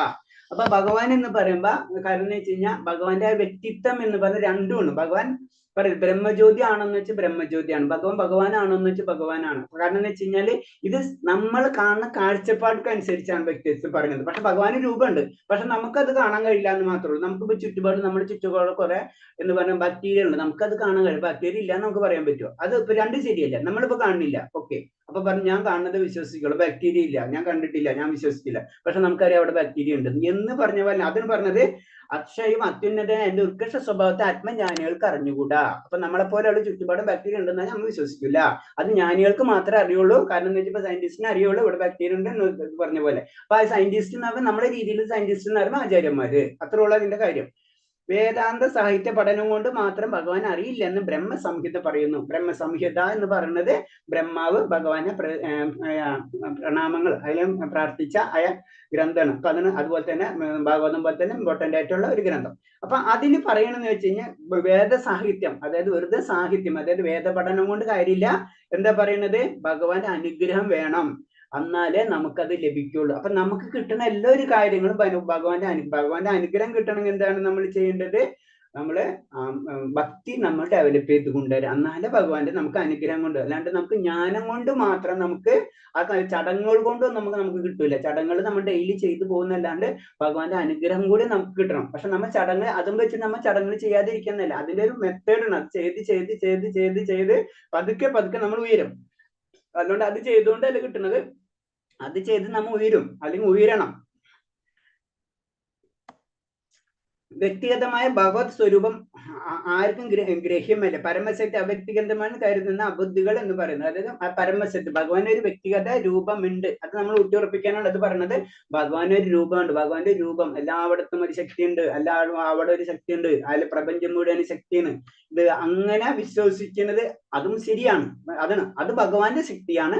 ഭഗവാൻ ഒരു രൂപമുണ്ട് എന്ന് നമ്മൾ സങ്കല്പിക്കണം, അതാണ് മെയിൻ പറയുന്നത്. എല്ലാതും ശരിയാണ്, അതിന് പറഞ്ഞ ഭഗവാൻ എല്ലാവരും നിറഞ്ഞു നിൽക്കുന്നുണ്ട്, ഭഗവാൻ ഒരു വ്യക്തിയാണ്. അത് നമുക്ക് അക്സെപ്റ്റ് ചെയ്യാൻ പറ്റാത്ത കാരണം കൊണ്ടാണ് ഭഗവാൻ എല്ലാവരും നിറഞ്ഞു നിൽക്കുന്ന സങ്കല്പിക്കും, അല്ലെങ്കിൽ ഞാനും ഭഗവാനാണെന്ന് പറയും. ഇതൊക്കെ അതിന്റെ പല ലെവലുകളെന്ന് മാത്രമേ ഉള്ളൂ. അപ്പൊ ഭക്തിയുത സേവനത്തിൽ ജപാനുഷ്ഠാനം ആദ്യ പടിയാണെന്ന് പറഞ്ഞു. ജപം ഭഗവാനെ വിളിക്കുക എന്ന് പറഞ്ഞാണ് ആദ്യ പടി. ഭക്തി വേണം എന്ന് പറഞ്ഞ് ഭഗവാനെ നമ്മൾ വിളിച്ചിരിക്കണം. പിന്നെ ദേവന്മാരെ കാര്യം പറയാം. ഭഗവാനെ കൂടാതെ ദേവന്മാരുണ്ടെന്നും അവരുടേതായ വെവ്വേറെ ഗ്രഹങ്ങൾ ഉണ്ടെന്നും ഭഗവാനും ഒരു ഗ്രഹം ഉള്ളതെന്ന് സർവസമ്മതമായ സത്യമാണ്. അപ്പൊ ഇത് പറയണെന്ന് വെച്ച് കഴിഞ്ഞാല് ഭഗവാന്റെ ലോകമുണ്ട്. ഇപ്പൊ നമുക്ക് നമ്മളെ വീടുള്ള പോലെ ഭഗവാന്റെ ലോകമുണ്ട്, ഭഗവാന്റെ ധാമുണ്ട്. അതാണ് ഗോലോക വൃന്ദാവനം. പിന്നെ അടുത്ത് പറയുന്നത് വെച്ചാൽ ദേവന്മാർക്ക് ദേവന്മാരുടേതായ ലോകമുണ്ട്, ഇന്ദ്രന് ഇന്ദ്രന്റെ ലോകമുണ്ട്, അതേപോലെ തന്നെ ചന്ദ്രന്റെ ആയിട്ട് ലോകമുണ്ട്, സൂര്യന്റെ ആയിട്ട് ലോകമുണ്ട്. അവർക്ക് അവരുടെ ഗ്രഹങ്ങളുണ്ട്. അപ്പൊ സൂര്യൻ അല്ലെങ്കിൽ ചന്ദ്രൻ എന്ന് പറഞ്ഞത് പൊസിഷനാണ്. പ്രധാനമന്ത്രി എന്ന് പറയുമ്പോൾ നരേന്ദ്രമോദി എന്ന് പറഞ്ഞ പോലെ സൂര്യൻ എന്ന് പറയുമ്പോൾ സൂര്യന്റെ ഓരോ പേരുകളുണ്ട്. ഓരോ സ്ഥലത്തും ഓരോ സമയത്തും ഓരോ മന്വന്തരങ്ങളിലൊക്കെ ഇത് ഇങ്ങനെ മാറിക്കൊണ്ടിരിക്കും ആ പൊസിഷൻ. അത് നമ്മളെ ജീവിതം നമുക്ക് വേണമെങ്കിൽ ബ്രഹ്മാവാം, മനസ്സിലായി, നമുക്ക് വേണമെങ്കിൽ ഇന്ദ്രനാവാം, നമുക്ക് വേണമെങ്കിൽ ഇതൊക്കെ ജീവാത്മാക്കളാണ്. ഓരോരുത്തരുടെ പ്യൂരിഫിക്കേഷൻ അനുസരിച്ചാണ് ഓരോ പൊസിഷൻ. അതൊക്കെ ഭഗവാന്റെ നിശ്ചയമാണ്, ഏത് ജീവാത്മാവിന് എവിടെ വരുന്നത്. ഒരു ബ്രഹ്മാവിന്റെ പൊസിഷനിൽ കറക്റ്റ് ആയിട്ട് ഇല്ലെങ്കിൽ, അതിൽ കറക്റ്റ് ക്വാളിഫൈഡ് അല്ലെങ്കിൽ ആ ഭഗവാൻ തന്നെ അവിടെ ബ്രഹ്മാവായിട്ടിരിക്കുക എന്നാണ് പറയുന്നത്. ഇപ്പൊ ചില സമയത്ത് ചില പൊസിഷനിൽ അങ്ങനത്തെ ക്വാളിഫൈഡ് ആക്കുക എല്ലാം അതിന്റെ മുകളിലുള്ള വ്യക്തി തൽക്കാലത്തേക്ക് ടെമ്പററി ഡ്യൂട്ടി എടുക്കുന്ന പോലെ തന്നെ ഭഗവാൻ അത് എടുത്തിരിക്കും. അപ്പൊ ജീവാത്മാക്കൾ തന്നെയാണ് ഇത് മുഴുവനും. പിന്നെ ദേവാൻ ദേവ ജയോ യാന്തി മദ്ഭക്ത യാന്തി മമാഭി എന്ന് പറഞ്ഞ് ഈ ശ്ലോകത്തിൽ പ്രസ്താവിച്ചിട്ടുള്ളത് പോലെ ദേവോപാസകർ ഈ ദേവലോകങ്ങളിൽ പോകും. നമ്മൾ കഴിഞ്ഞ ശ്ലോകത്തിൽ തന്നെ ദേവന്മാർ ഉപാസിച്ചവർക്ക് ദേവലോകത്തിൽ പോകാൻ കഴിയും. കൃഷ്ണ ഭക്തർ ഭഗവാന്റെ ധാമത്തിലാണ് എത്തിച്ചേരുക, അല്ലെങ്കിൽ ഭഗവാന്റെ ധാമത്തിൽ കൂടി ആയിരിക്കും അവരുടെ ജീവിതം ഉണ്ടാവുക. അപ്പൊ രണ്ടാണ്. അപ്പൊ നമ്മള് സാധാരണ രീതിയിൽ നമ്മൾ ചിന്തിക്കുക അതെങ്ങനെ തെറ്റി, കാരണം നമ്മളെ ലെവലിൽ അത്രയും താഴെ കാരണം കൊണ്ടാണ് നമ്മൾ ചിന്തിക്കുന്നത്. ഇത് കുറച്ചും കൂടെ ദേവന്മാരെ പൂജിക്കുന്നവർ തന്നെ കുറച്ചും കൂടെ ഹയർ ലെവലിലുള്ളവരാണ്. അപ്പൊ അവരെ വെച്ചിട്ടാണ് പറയുന്നത്, മനസ്സിലായി. അവരെ വെച്ച് പറയുമ്പോ അതിനേലും ബെറ്റർ ആയിട്ടുള്ള ലോകമുണ്ട്. അപ്പൊ നിങ്ങൾ ഇത് ചെയ്യേണ്ടത് തെറ്റാ പറയും. ഇപ്പൊ 1ാം ക്ലാസ്സിൽ പഠിക്കുന്നത് വെച്ച് കഴിഞ്ഞാൽ പോരെ, 4ാം ക്ലാസ്സിൽ പഠിച്ച ഇത് നമുക്കറിയാം. പണ്ട് 4ാം ക്ലാസ് അല്ലെങ്കിൽ 10ാം ക്ലാസ് ഒക്കെ പഠിപ്പിക്കും വലിയതായിരുന്നു അല്ലേ. പിന്നെ കുറച്ചും കൂടി ഇപ്പൊ ടെക്നോളജി വളർന്ന് ഇപ്പൊ എല്ലാവർക്കും ഡിഗ്രി മിനിമം ഉണ്ട് അല്ലേ എന്ന് പറഞ്ഞ പോലെ തന്നെ. കാരണം അപ്പൊ അതിനെ വെച്ച്, പക്ഷെ അത് തെറ്റല്ല, പക്ഷെ അതിനേലും മുകളിലാണ് ഇത് എന്നൊരു കമ്പാരിസൺ പറയുന്നതാണ്. നാഹ പ്രകാശ സർവസ്യ യോഗമായ സമാവൃത മൂഢയം നാഭിജാനാതി ലോകമാമജമാവയം. ബുദ്ധിയില്ലാത്തവർക്കും മൂഢന്മാർക്കും ഞാൻ ഒരിക്കലും പ്രത്യക്ഷനാവില്ല. യോഗമായ അന്തരംഗ ശക്തി അവരിൽ നിന്ന് എന്നെ മറച്ചു വെക്കും. തന്മൂലം അച്ഛനും അവ്യയുമായ ഞാൻ എന്നെ അവർക്ക് അറിയാൻ കഴിയില്ല. അപ്പൊ ബുദ്ധിയില്ലാത്തവർക്കും മൂഢന്മാർക്കും യോഗമായ അത് ഞാൻ പറഞ്ഞില്ലേ, നമ്മൾ ആദ്യം ദുർഗാദേവിയിൽ നിന്ന് ദുർഗാദേവി ആദ്യം നമ്മളെ നോക്കും, മനസ്സിലാക്കും, ഓക്കെ കുഴപ്പമില്ല എന്ന് പറഞ്ഞു കഴിഞ്ഞാൽ അടുത്ത ശക്തിയിലേക്ക് വിടണം, അന്തരംഗ ശക്തിയിലേക്ക്. അന്തരംഗ ശക്തിയാണ് യോഗമായ. യോഗമായ വീണ്ടും ഭഗവാനെ മറച്ചു വെച്ചിരിക്കുക എന്ന് പറയുന്നത്. അതെന്ന് പറയുന്നത് യോഗമായ എന്ന എന്റെ ശക്തി അവരിൽ നിന്നും മറച്ചു വെക്കുന്നു. തന്മൂലം അജ്ഞന അവയമായി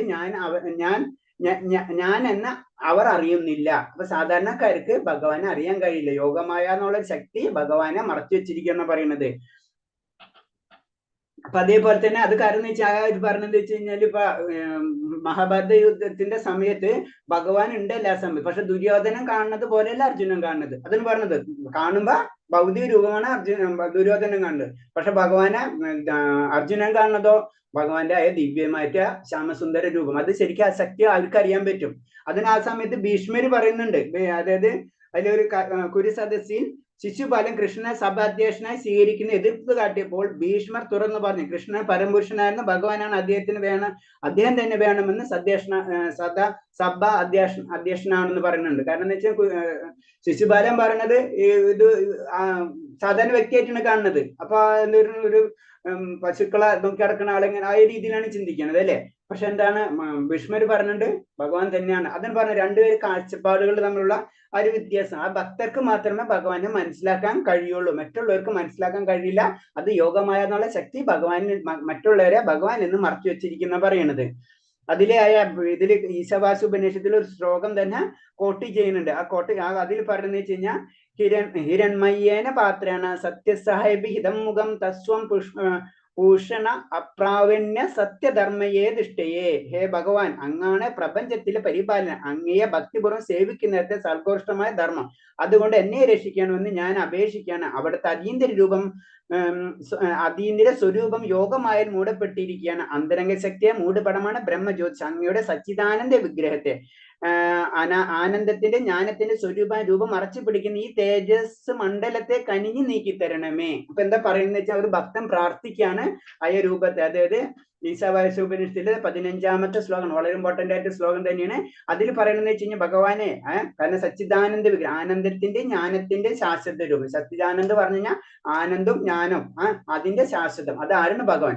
ആ ഭഗവാനെ രൂപം ഭഗവാന്റെ ചുറ്റുപാടുമുള്ള ആ തേജോ മണ്ഡലത്തെ മാറ്റി അങ്ങയുടെ രൂപം എനിക്ക് കാണാൻ അനുഗ്രഹിക്കണമേ എന്നാണ് പറയുന്നത്. അപ്പൊ അതാണ് ആ യോഗമായ എന്ന് പറയുന്ന ശക്തി. അതാണ് അടുത്ത ശ്ലോകം. വേദം സമാധിദാനി വർത്തമാനാനി അർജുന ഭവിഷ്യാണി ച ഭൂതാനി മാം തു വേദന കശ്ചന. ഹേ അർജുന, പരമപുരുഷനായി എനിക്ക് പണ്ടുണ്ടായതും ഇന്ന് സംഭവിക്കുന്നതും മേലിൽ വരാൻ പോകുന്നതുമായ എല്ലാം അറിയാം. എല്ലാ ജീവാത്മാക്കളും എനിക്ക് സുപരിചിതനാണ്. പക്ഷെ എന്നെ ആർക്കും അറിയാൻ കഴിയില്ല എന്ന് പറയുന്നത്. കാരണം എന്ന് വെച്ചാൽ ഭഗവാനും നമ്മളും രണ്ടും രണ്ടാണ്. ഭഗവാൻ എന്ന് പറയുമ്പോ മനസ്സിലാക്കണം. കാരണം ഭഗവാൻ ആദ്യത്തിന് അല്ലെ. അപ്പൊ ഓട്ടോമാറ്റിക് ആയിട്ട് ഭഗവാന് ജീവാത്മാവല്ല, ഭഗവാൻ തന്നെയാണ്. നമുക്കാണ് ജീവാത്മാക്ക്. നമുക്ക് ശരീരങ്ങൾ മാറുന്നതനുസരിച്ച് നമ്മൾ പൂർവികമായിട്ടുള്ള എല്ലാ കാര്യങ്ങളും നമ്മൾ മറന്നു പോകും അല്ലെ. പക്ഷെ ഭഗവാൻ അങ്ങനെ മറന്നു പോവില്ല. അതൊന്നും കൂടെ ഭഗവാനും നമ്മൾ ചില ഡിഫറൻസ് അത് ക്ലാരിഫൈ ചെയ്യണ ആ ശ്ലോകമാണ്. പിന്നെ അടുത്ത ശ്ലോകം. ഇച്ഛ്വദേശ സമുസ്ദേന ദ്വന്ദ്വമോഹന ഭാരത സർവഭൂതാനി സമ്മോഹം സർഗേ യാന്തി പരന്തപ. ഹേ ശത്രുജ്ഞനായ ഭാരത, എല്ലാ ജീവജാലകളും ജനനം മുതൽക്ക് രാഗദോഷങ്ങളായ ദ്വന്ദ്ങ്ങളിൽ മോഹിതരാകുന്നു. അതായത് നമ്മൾ ഭൗതിക ലോകത്തിലേക്ക് വന്നു കഴിഞ്ഞാൽ നമ്മൾ ഓട്ടോമാറ്റിക് ആയിട്ട് നമ്മൾ പറയില്ല, തണുപ്പ് സ്ഥലത്ത് പോയി കഴിഞ്ഞാൽ നമ്മൾ തണുത്ത കോട്ടിടുന്ന പോലെ ഭൗതിക ലോകത്തിലേക്ക് ചൂടിട്ടാൻ വേണ്ടി നമ്മൾ കോട്ടിടുന്ന പോലെ നമ്മൾ ഭൗതിക ലോകത്തിൽ വന്നു കഴിഞ്ഞാൽ ഇവിടത്തുള്ള പ്രശ്നങ്ങളിൽ നമ്മൾ ഇങ്ങനെ ഇൻവോൾവ് ആയിക്കൊണ്ടിരിക്കും. അപ്പൊ ആ സമയത്ത് ഇതെന്റെ വീട്, ഇതെന്റെ ഭാര്യ, ഞാൻ വീട്ടുടമസ്ഥൻ, ഞാനാണ് ഭാര്യയുടെ ഭർത്താവ്, ഇങ്ങനെയുള്ള പ്രശ്നങ്ങളിലേക്ക് നമ്മൾ ഇങ്ങനെ തിരിച്ചുകൊണ്ടിരിക്കും. അപ്പൊ ആ ഭൗതിക ലോകത്തിൽ തന്നെ അങ്ങനെ ചിന്തിച്ചുകൊണ്ട് നാം നാൾ പോകുന്നു. ഇങ്ങനെ ഇതാണ് ഭൗതിക ലോകം. അത് ഈ ഭൗതിക ലോകത്തിൽ വന്നു കഴിഞ്ഞ് നമ്മളെ ചിന്താഗതി ഇതായിരിക്കും എന്ന് പറയുന്നു. അപ്പൊ അതിൽ നിന്ന് നമ്മൾ മാറ്റം വരുത്താൻ നമ്മൾ ശ്രമിക്കണം. യേശേ ദ്വന്ദ്വഗതം ഭാവ ജനാനം പുണ്യകർമ്മണം ദേ ദ്വന്ദ്വമോഹ നിർമുക്ത ഭജന്തേ മാം ദൃഢവൃദ്ധഃ പൂർവ്വജന്മങ്ങളിൽ ഈ ജന്മത്തിലും പുണ്യകർമ്മങ്ങൾ ചെയ്തിട്ടുള്ളവർ അവരുടെ പാപകർമ്മങ്ങൾ നിർമ്മാർജ്ജനം ചെയ്ത് ദ്വന്ദ്വവ്യാമോഹങ്ങളിൽ നിന്ന് വിമുക്തരാകുന്നു. അങ്ങനെ അവർ ദൃഢനിശ്ചയത്തോടെ എന്റെ സേവനത്തിൽ മുഴുകും. അപ്പൊ നമ്മളെ പല ജന്മങ്ങൾ, ഈ ജന്മല്ലല്ലേ, നമ്മളെല്ലാം സഞ്ചിതമായ കർമ്മങ്ങൾ സഞ്ചി കൊണ്ട് പോന്നിട്ടുള്ളതാണല്ലേ നമ്മളെല്ലാവരും.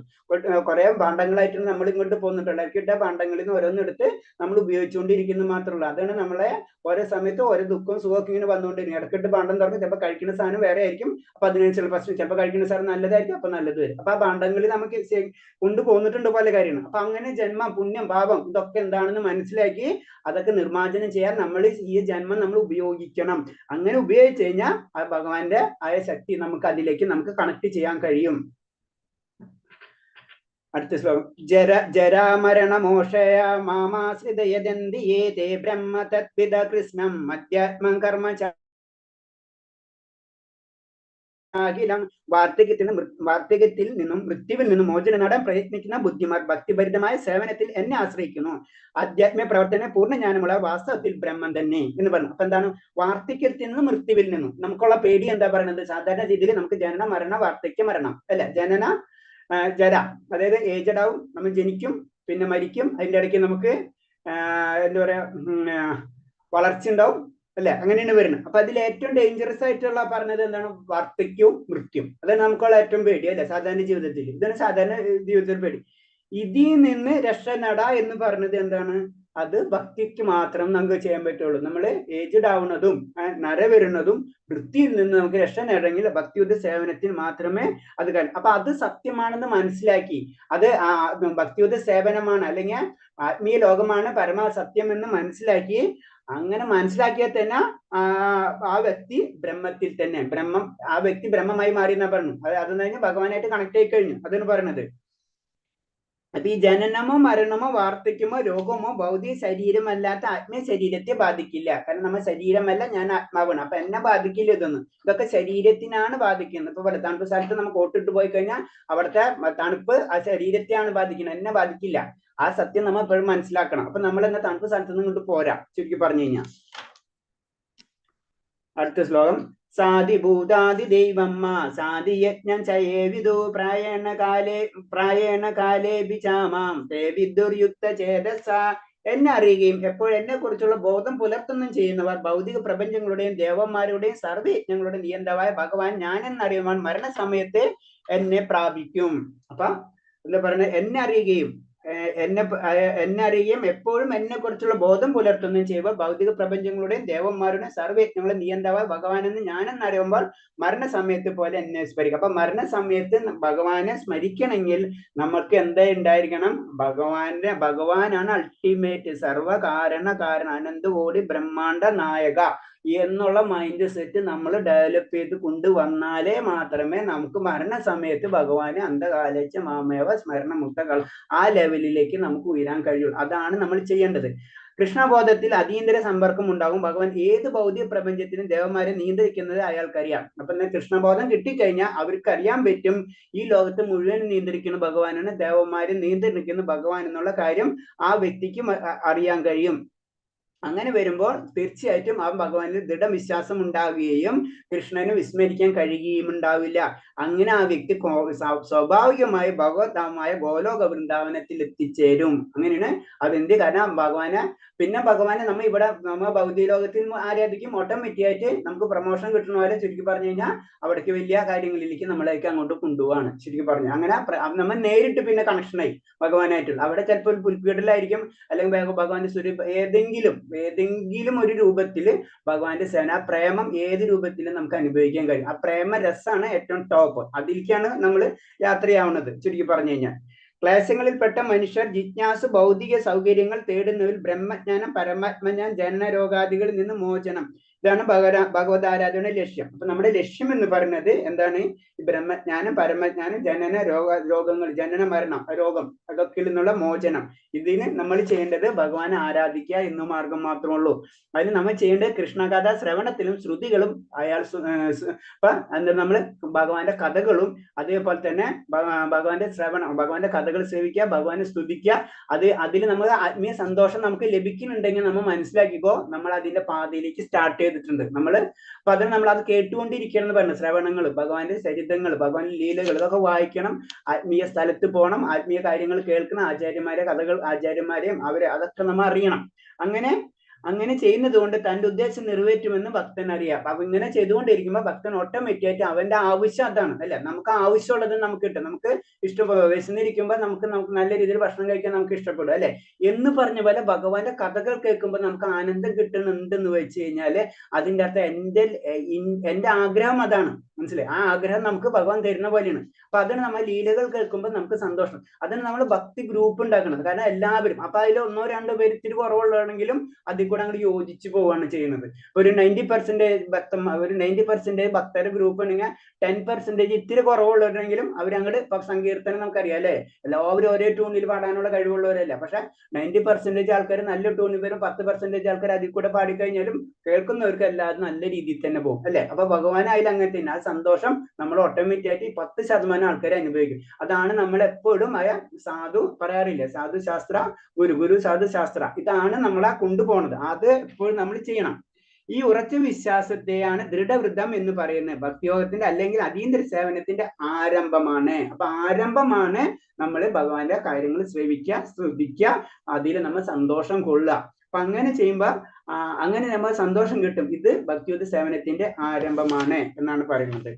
ഈ അധ്യായം കഴിഞ്ഞു. ഞാനൊന്നും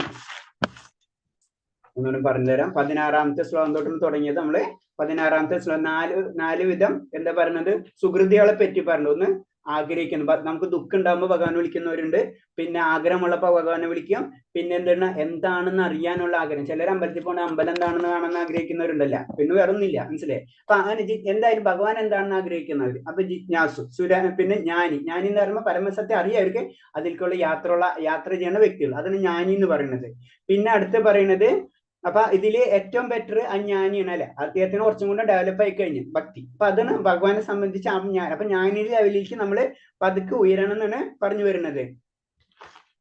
പിന്നെ പറയണത് ഈ ജ്ഞാനിക്ക് തന്നെ ചിലപ്പോൾ അനേകായിരം ജന്മങ്ങൾ എടുത്തെന്ന് വരുന്ന പറയുന്നത്. കാരണം അത്രയും ഭഗവാന് കിട്ടുന്ന അത്ര എളുപ്പമുള്ള കാര്യമല്ല. അപ്പൊ അത് തന്നെ വളരെ സുദുർലഭമാണെന്ന് പറഞ്ഞു. അപ്പൊ നമുക്കറിയില്ല നമ്മളെ ലെവൽ എന്താണ്. നമ്മള് ഭക്തിയുദ്ധ സേവനം നമ്മൾ ചെയ്തുകൊണ്ടിരിക്കുക, അതാണ് ചെയ്യേണ്ടത് നമ്മള്.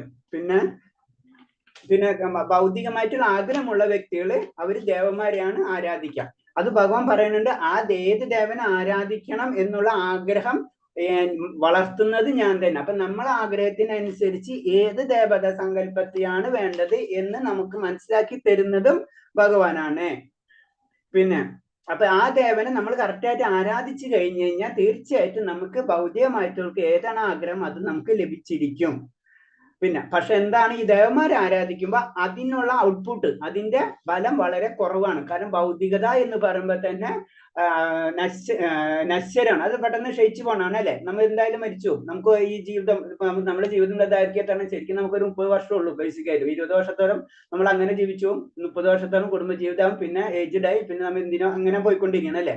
അതിൽ തന്നെ പകുതി സമയം ഉറങ്ങാം നമ്മൾ. അപ്പൊ പിന്നെ നമ്മുടെ സമയം കാൽക്കുലേറ്റ് ചെയ്യുമ്പോൾ ഒന്നുമില്ല എന്ന് പറഞ്ഞാൽ ഒന്നുമില്ല. നമ്മള് കമ്പയർ ചെയ്യുമ്പോൾ നമ്മളെ ബേസിക് ആയിട്ടുള്ള എന്തെല്ലാം ബാക്കി നമ്മളെ ശരീരം മെയിൻറ്റെയിൻ ചെയ്യേണ്ട ചില കാര്യങ്ങൾ, നമുക്ക് കുളിക്കണം, ഡ്രസ് ചെയ്യണം, ഇത് ചെയ്യണം, അങ്ങനെ വെച്ച് നോക്കുമ്പോൾ നമ്മൾ ജീവിക്കുന്നത് എന്ന് പറയുമ്പോൾ വളരെ കുറവാണ്.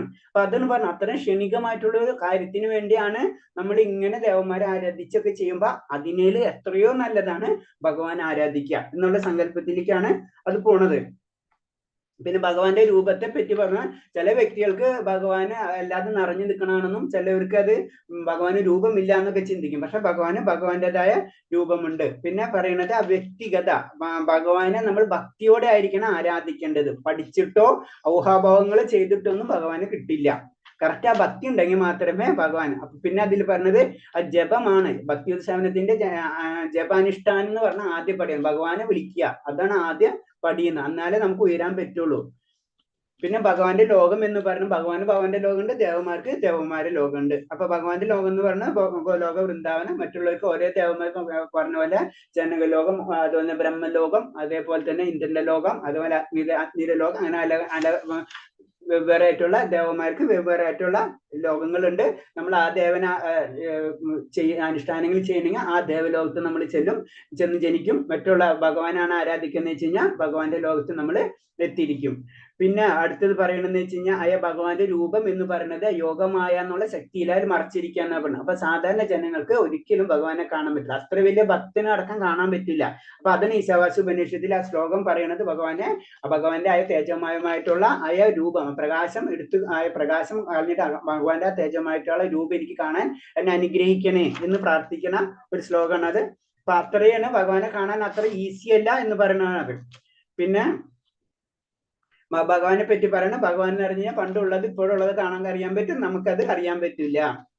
പിന്നെ നമ്മൾ ചെയ്യേണ്ടത് മുൻജന്മത്തിൽ ഈ പുണ്യം അങ്ങനെ കുറെ ജന്മങ്ങൾ പുണ്യങ്ങളൊക്കെ ചെയ്ത കാരണം കൊണ്ടാണ് നമുക്ക് ഈ ഭൗതിക ലോകത്തിൽ ഇങ്ങനെ കിട്ടിയിട്ടുള്ളത് ഭഗവാൻ അറിയാനുള്ളത്.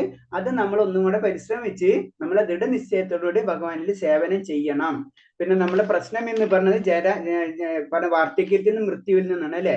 അപ്പൊ നമ്മളൊരു ബുദ്ധിമാനാവുമ്പോൾ എന്താ ചെയ്യേണ്ടതെന്ന് വെച്ച് കഴിഞ്ഞാൽ, കാരണം നമുക്കറിയാം അല്ലെങ്കിൽ നമ്മൾ വീണ്ടും ഈ വാർദ്ധക്യം മൃത്യും ഈ ഭൗതിക ലോകത്തിൽ നമ്മൾ ഇങ്ങനെ കറങ്ങിക്കൊണ്ടിരിക്കും. അപ്പൊ നമ്മൾ ചെയ്യേണ്ടതെന്ന് പറഞ്ഞു കഴിഞ്ഞാൽ ശരിക്കും ആത്മീയമായിട്ടുള്ള ശക്തി ഭക്തിഭരിതമായ സേവനത്തെ നമ്മൾ അത് ഇമ്പ്രൂവ് ചെയ്തുകൊണ്ടിരിക്കുക. പിന്നെ അടുത്ത് ഇത് പറയുന്നത് പിന്നെ ഭഗവാനാണ് എല്ലാത്തിന്റെ ശക്തി എന്നുള്ള അത് നിയന്താവ്. ഭൗതിക പ്രപഞ്ചങ്ങളുടെയും ദേവന്മാരുടെ സർവ്വയജ്ഞങ്ങളുടെ നിയന്താവ് ഭഗവാൻ എന്ന ഞാനെന്ന് അറിയുന്നവർ മരണസമയത്ത് പോലെ എന്നെ സ്മരിക്കും. അത് അറിയണം നമുക്ക്. അപ്പൊ അതിനുള്ള കാര്യങ്ങൾ നമ്മൾ ചെയ്യണം. അപ്പൊ അതിന് നമ്മൾ ചെയ്യേണ്ട കാര്യങ്ങൾ പറഞ്ഞാൽ മിനിമം നമ്മൾ ഭഗവാന്റെ കൃഷ്ണകഥ ശ്രവണം, ശ്രുതികള് അങ്ങനെ വരുമ്പോ നമുക്ക് സന്തോഷം നമുക്ക് ഓട്ടോമാറ്റിക് ആയിട്ട് വന്നുകൊണ്ടിരിക്കാന്ന് പറഞ്ഞു. അപ്പൊ നമ്മളിപ്പോ ചെയ്യുമ്പോൾ ഇപ്പൊ തന്നെ ശ്രദ്ധിച്ചാലേ നമ്മളെ ആത്മീയമായിട്ടുള്ള കാര്യങ്ങളിലേക്ക് കടക്കുമ്പോൾ ഭൗതികമായിട്ടുള്ള പകുതി പ്രശ്നങ്ങൾ നമ്മൾ അറിയാണ്ട്. കാരണം പിന്നെ നമ്മൾക്ക് അതിലേക്കൊന്ന് ശ്രദ്ധ പതുക്കെ കുറയാ ചെയ്യണം. ഭൗതികമായിട്ടുള്ള ആസക്തി പതുക്കെ കുറഞ്ഞു വരും. അപ്പൊ അത് നമ്മുടെ വലിയ പ്രോബ്ലം അല്ല. അങ്ങനത്തെ ഒരു ലെവലിലേക്ക് നമ്മൾ മാറിക്കൊണ്ടില്ല. ഒരു ദിവസം കൊണ്ട് 2 ദിവസം കൊണ്ടല്ല, അത് സമയം പിടിക്കത്. അപ്പൊ നമ്മളത് ചെയ്ത് കഴിഞ്ഞു. കാരണം നമ്മളെ ഡയറക്ഷൻ മാറ്റണം. നമ്മൾ ഭൗതികമായിട്ടുള്ള നമ്മൾ ഇന്ദ്രിയങ്ങൾ മുഴുവനും അല്ലെങ്കിൽ ഭൗതികമായിട്ടുള്ള കാര്യം അപ്പുറത്താണ് ഇപ്പുറത്താണ് എന്താണെന്ന് പറഞ്ഞ് നമ്മൾ നടക്കുന്നത്. നമ്മൾ ഇങ്ങോട്ട് നോക്കുമ്പോൾ ഭഗവാന്റെ കാര്യങ്ങളും ഭഗവാന്റെ രൂപങ്ങളും ഭഗവാന്റെ ഗുണങ്ങളും ഭക്തസംഘങ്ങളും വരുമ്പോ നമ്മളെ മൈൻഡ് മാറും. നമ്മൾ പറയില്ല സാധാരണ രീതിയിൽ ജനറൽ ആയിട്ട് എന്തെങ്കിലും പ്രശ്നം മൈൻഡ് ഡൈവേർട്ട് ചെയ്യാന്ന് പറയില്ലേ. ഇത് തന്നെയാണ് നമ്മൾ ചെയ്യുന്നത്. ഭഗവാന്റെ രീതിയിലേക്ക് നമ്മൾ മൈൻഡ് ഡൈവേർട്ട് ചെയ്യുമ്പോൾ നമുക്ക് ആത്മീയമായ ആനന്ദം പതുക്കെ നമുക്ക് വന്നുകൊള്ളും. അതാണ് നമ്മൾ ചെയ്യേണ്ടത്. ഹരേ കൃഷ്ണ. അതൊരു വിജ്ഞാന യോഗം ഭഗവാനെ കുറിച്ചിട്ടുള്ള വിജ്ഞാനമാണ്, ടോപ്പാണ്, സൂപ്പർ നോളജ് അത്. ഹരേ കൃഷ്ണ. ഇത്രയും പറഞ്ഞില്ല, എന്തെങ്കിലും ഡൗട്ട് ഉണ്ടെങ്കിൽ ചോദിക്കാം. ഹരേ കൃഷ്ണ.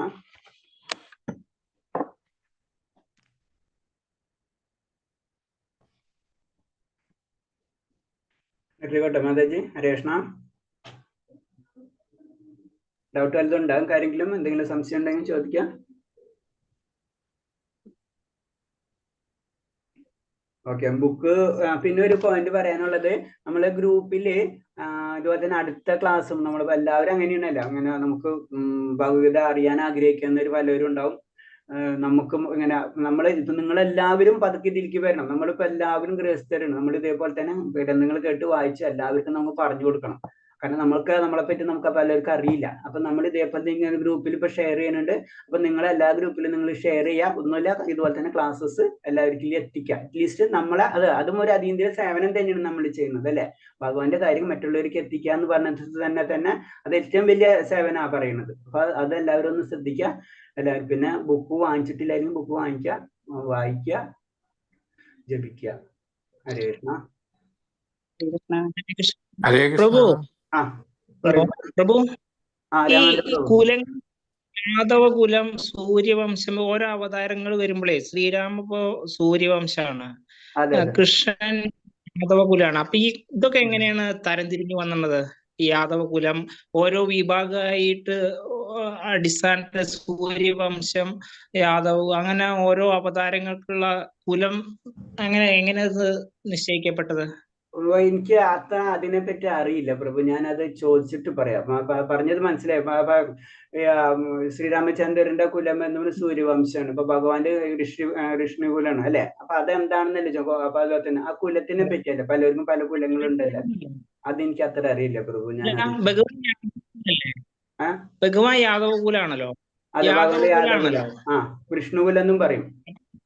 വിഷ്ണുകുലത്തിൽ പറഞ്ഞവന് അപ്പൊ അങ്ങനെയും പറയുന്നുണ്ട്. അപ്പൊ ഇത് കുലങ്ങൾ എങ്ങനെ നിശ്ചയിക്കപ്പെട്ടത്? അത് എനിക്കറിയില്ല, ഞാനത് ചോദിച്ചിട്ട് പറഞ്ഞുതരാം ഹരികൃഷ്ണ. ഇതായിട്ടല്ല, ഞാൻ കൺഫ്യൂഷൻ ആക്കാൻ ചോദിച്ചതല്ല. ഞാനിപ്പോ ശ്രീരാമൻ രവിവംശാണ് സൂര്യവംശാണ് എന്നുള്ള ഒരു ക്ലിയർ ആണ്. കാരണം അത് വിവസാനായിട്ടുള്ള പറഞ്ഞിട്ടുണ്ടല്ലോ, സൂര്യവംശത്തിലാണ് സൂര്യവംശത്തിൽ നിന്ന് വരുന്നത്. അപ്പൊ പ്രഭു ചോദിക്കണം, അപ്പൊ ഭഗവാന്റെ ഇത് വിഷ്ണുകുലം അല്ലെങ്കിൽ പറയണ, അപ്പൊ അത് തമ്മിലുള്ള വല്ല വ്യത്യാസങ്ങളുണ്ടോന്നൊന്ന് ചോദിച്ചു. മനസ്സിലായി ചോദ്യം? അതെ. അപ്പൊ ഈ ഭഗവാന്മാരൊക്കെ ഓരോ തരം വംശത്തില് അവതരിക്കുമ്പോഴേ അതിന്റെ ഉത്ഭവം എങ്ങനെ നിശ്ചയിക്കപ്പെട്ടു, എങ്ങനെയാണ് അതിലേക്ക് സ്റ്റാർട്ടിങ് വന്നത് എന്നൊരു ഡൗട്ട്. അത്രേ ഉള്ളൂ, കൺഫ്യൂഷൻ ആക്കി ചോദിച്ചതല്ല. അപ്പൊ അല്ല, അത് ഓരോ കുലത്തിൽ വരുമ്പോ ചന്ദ്രവംശം ഉണ്ട്, അതുപോലെ സൂര്യവംശം ഉണ്ട്, അതൊക്കെ ചോദിക്കുന്നത്. അതാണ് എങ്ങനെ ചോദ്യം മനസ്സിലായെങ്കിൽ അതാണ് ഞാൻ ചോദിച്ചിട്ട് ഡീറ്റെയിൽ ആയിട്ട് ചോദിച്ചിട്ട് പറഞ്ഞുതരാം. മറ്റുള്ളവർ ചോദിക്കേണ്ടി വരും. കൺഫ്യൂഷൻ ആക്കിയതല്ല പറയാ. ഇല്ല കുഴപ്പമില്ല പ്രഭു, നമുക്കറിയാവുന്നത് നമ്മൾ ചോദിക്കാം. എനിക്കറിയാവുന്ന നിങ്ങളോട് പറയും, അല്ലാത്ത ഞാൻ ചോദിച്ചിട്ട് പറഞ്ഞുതരും. നമ്മള് ഭഗവത്ഗീത എന്ന് പറയുമ്പോ ഒരു കുറച്ച് കാര്യങ്ങളല്ലേ ഉള്ളൂ, കേൾക്കുമ്പോഴാണ് അതിന്റെ ഡീപ്പായിട്ട് നമ്മൾ ചിന്തിക്കണത്. അതിന് നമ്മൾ ഉദ്ദേശം അത്രേ ഉള്ളൂ. നമ്മൾ ഉദ്ദേശം എന്ന് പറഞ്ഞാൽ എല്ലാവരും ഇതെന്താണെന്ന് കുറച്ചെങ്കിലും മനസ്സിലാക്കിയിട്ട്, പിന്നെ ഓരോരുത്തരുടെ ഡ്യൂട്ടിയാണ്. നമ്മൾ പറയില്ല ഭഗവാൻ ആർക്കാണ് എന്തൊക്കെ ഡ്യൂട്ടി കൊടുത്തിട്ടുള്ളതെന്ന് അറിയില്ല. നമ്മൾ ചിലപ്പോ നമ്മളെ ഡ്യൂട്ടി എന്ന് പറഞ്ഞാൽ ഒന്ന് കണക്ട് ചെയ്യാന്ന് മാത്രമേ ഉള്ളൂ, അല്ലെ? ഇപ്പൊ നമ്മളെ ഇപ്പൊ നമുക്കറിയാല, വിവേകാനന്ദ സ്വാമിയുടെ ഗുരുവാരായിരുന്നു രാമകൃഷ്ണൻ, അല്ലെ? ആരാണ് പ്രസിദ്ധമായിട്ടുള്ളത്? സ്വാമി വിവേകാനന്ദൻ. അല്ലേ? അപ്പൊ അതാണ്, നമ്മൾ ആരെന്താണെന്ന് നമുക്കറിയില്ല. ഓരോരുത്തർക്ക് എന്താ ഡ്യൂട്ടി നമ്മൾ കണക്ട് ചെയ്യണം. അപ്പൊ ഞാൻ പറഞ്ഞു, നമ്മളെ കൊണ്ട് ചെയ്യാവുന്ന കാര്യങ്ങള് നമ്മൾ മറ്റുള്ളവർക്ക്, പിന്നെ അവർക്കായിരിക്കും ഓരോ ഡ്യൂട്ടീസ് വെച്ചിട്ടുണ്ടാവാം. അത് ശരിയാണത്. ഭക്തിയിൽ മാത്രം എത്തി എന്നുള്ളതോ ഉൾക്കൊണ്ടു എന്നുള്ളതോ നമുക്ക് ആർക്കും വിലയിരുത്താൻ കഴിയില്ല. അപ്പൊ നമ്മളെ ബുക്കുകൾ വായിക്കണം. ഭഗവത പറഞ്ഞില്ല, 1000 പ്രാവശ്യം വായിച്ചാലും നമുക്ക് പിന്നത്തെ വായിക്കുമ്പോൾ വേറെ അതിൽ നിന്ന് പലതും കിട്ടും. പിന്നെ അത് വെച്ച് നമ്മൾ റിസർച്ച് ചെയ്യും. അപ്പൊ അതാണ് ലക്ഷ്യം. അപ്പൊ നമ്മൾ അതിലേക്ക് പോവാണ് പതുക്കെ, നമ്മൾ അറിയാണ്ട് അതിലേക്ക്. ഇപ്പൊ ഒട്ടും വായിക്കാത്തവരുണ്ടെങ്കിൽ ക്ലാസ് കേട്ടുപോയി, അവിടെ ചടച്ചു വെച്ച് കഴിഞ്ഞാൽ പിന്നെ ക്ലാസ് വെച്ച് പിന്നെ നമ്മൾ ചിലപ്പോൾ വിടൂല.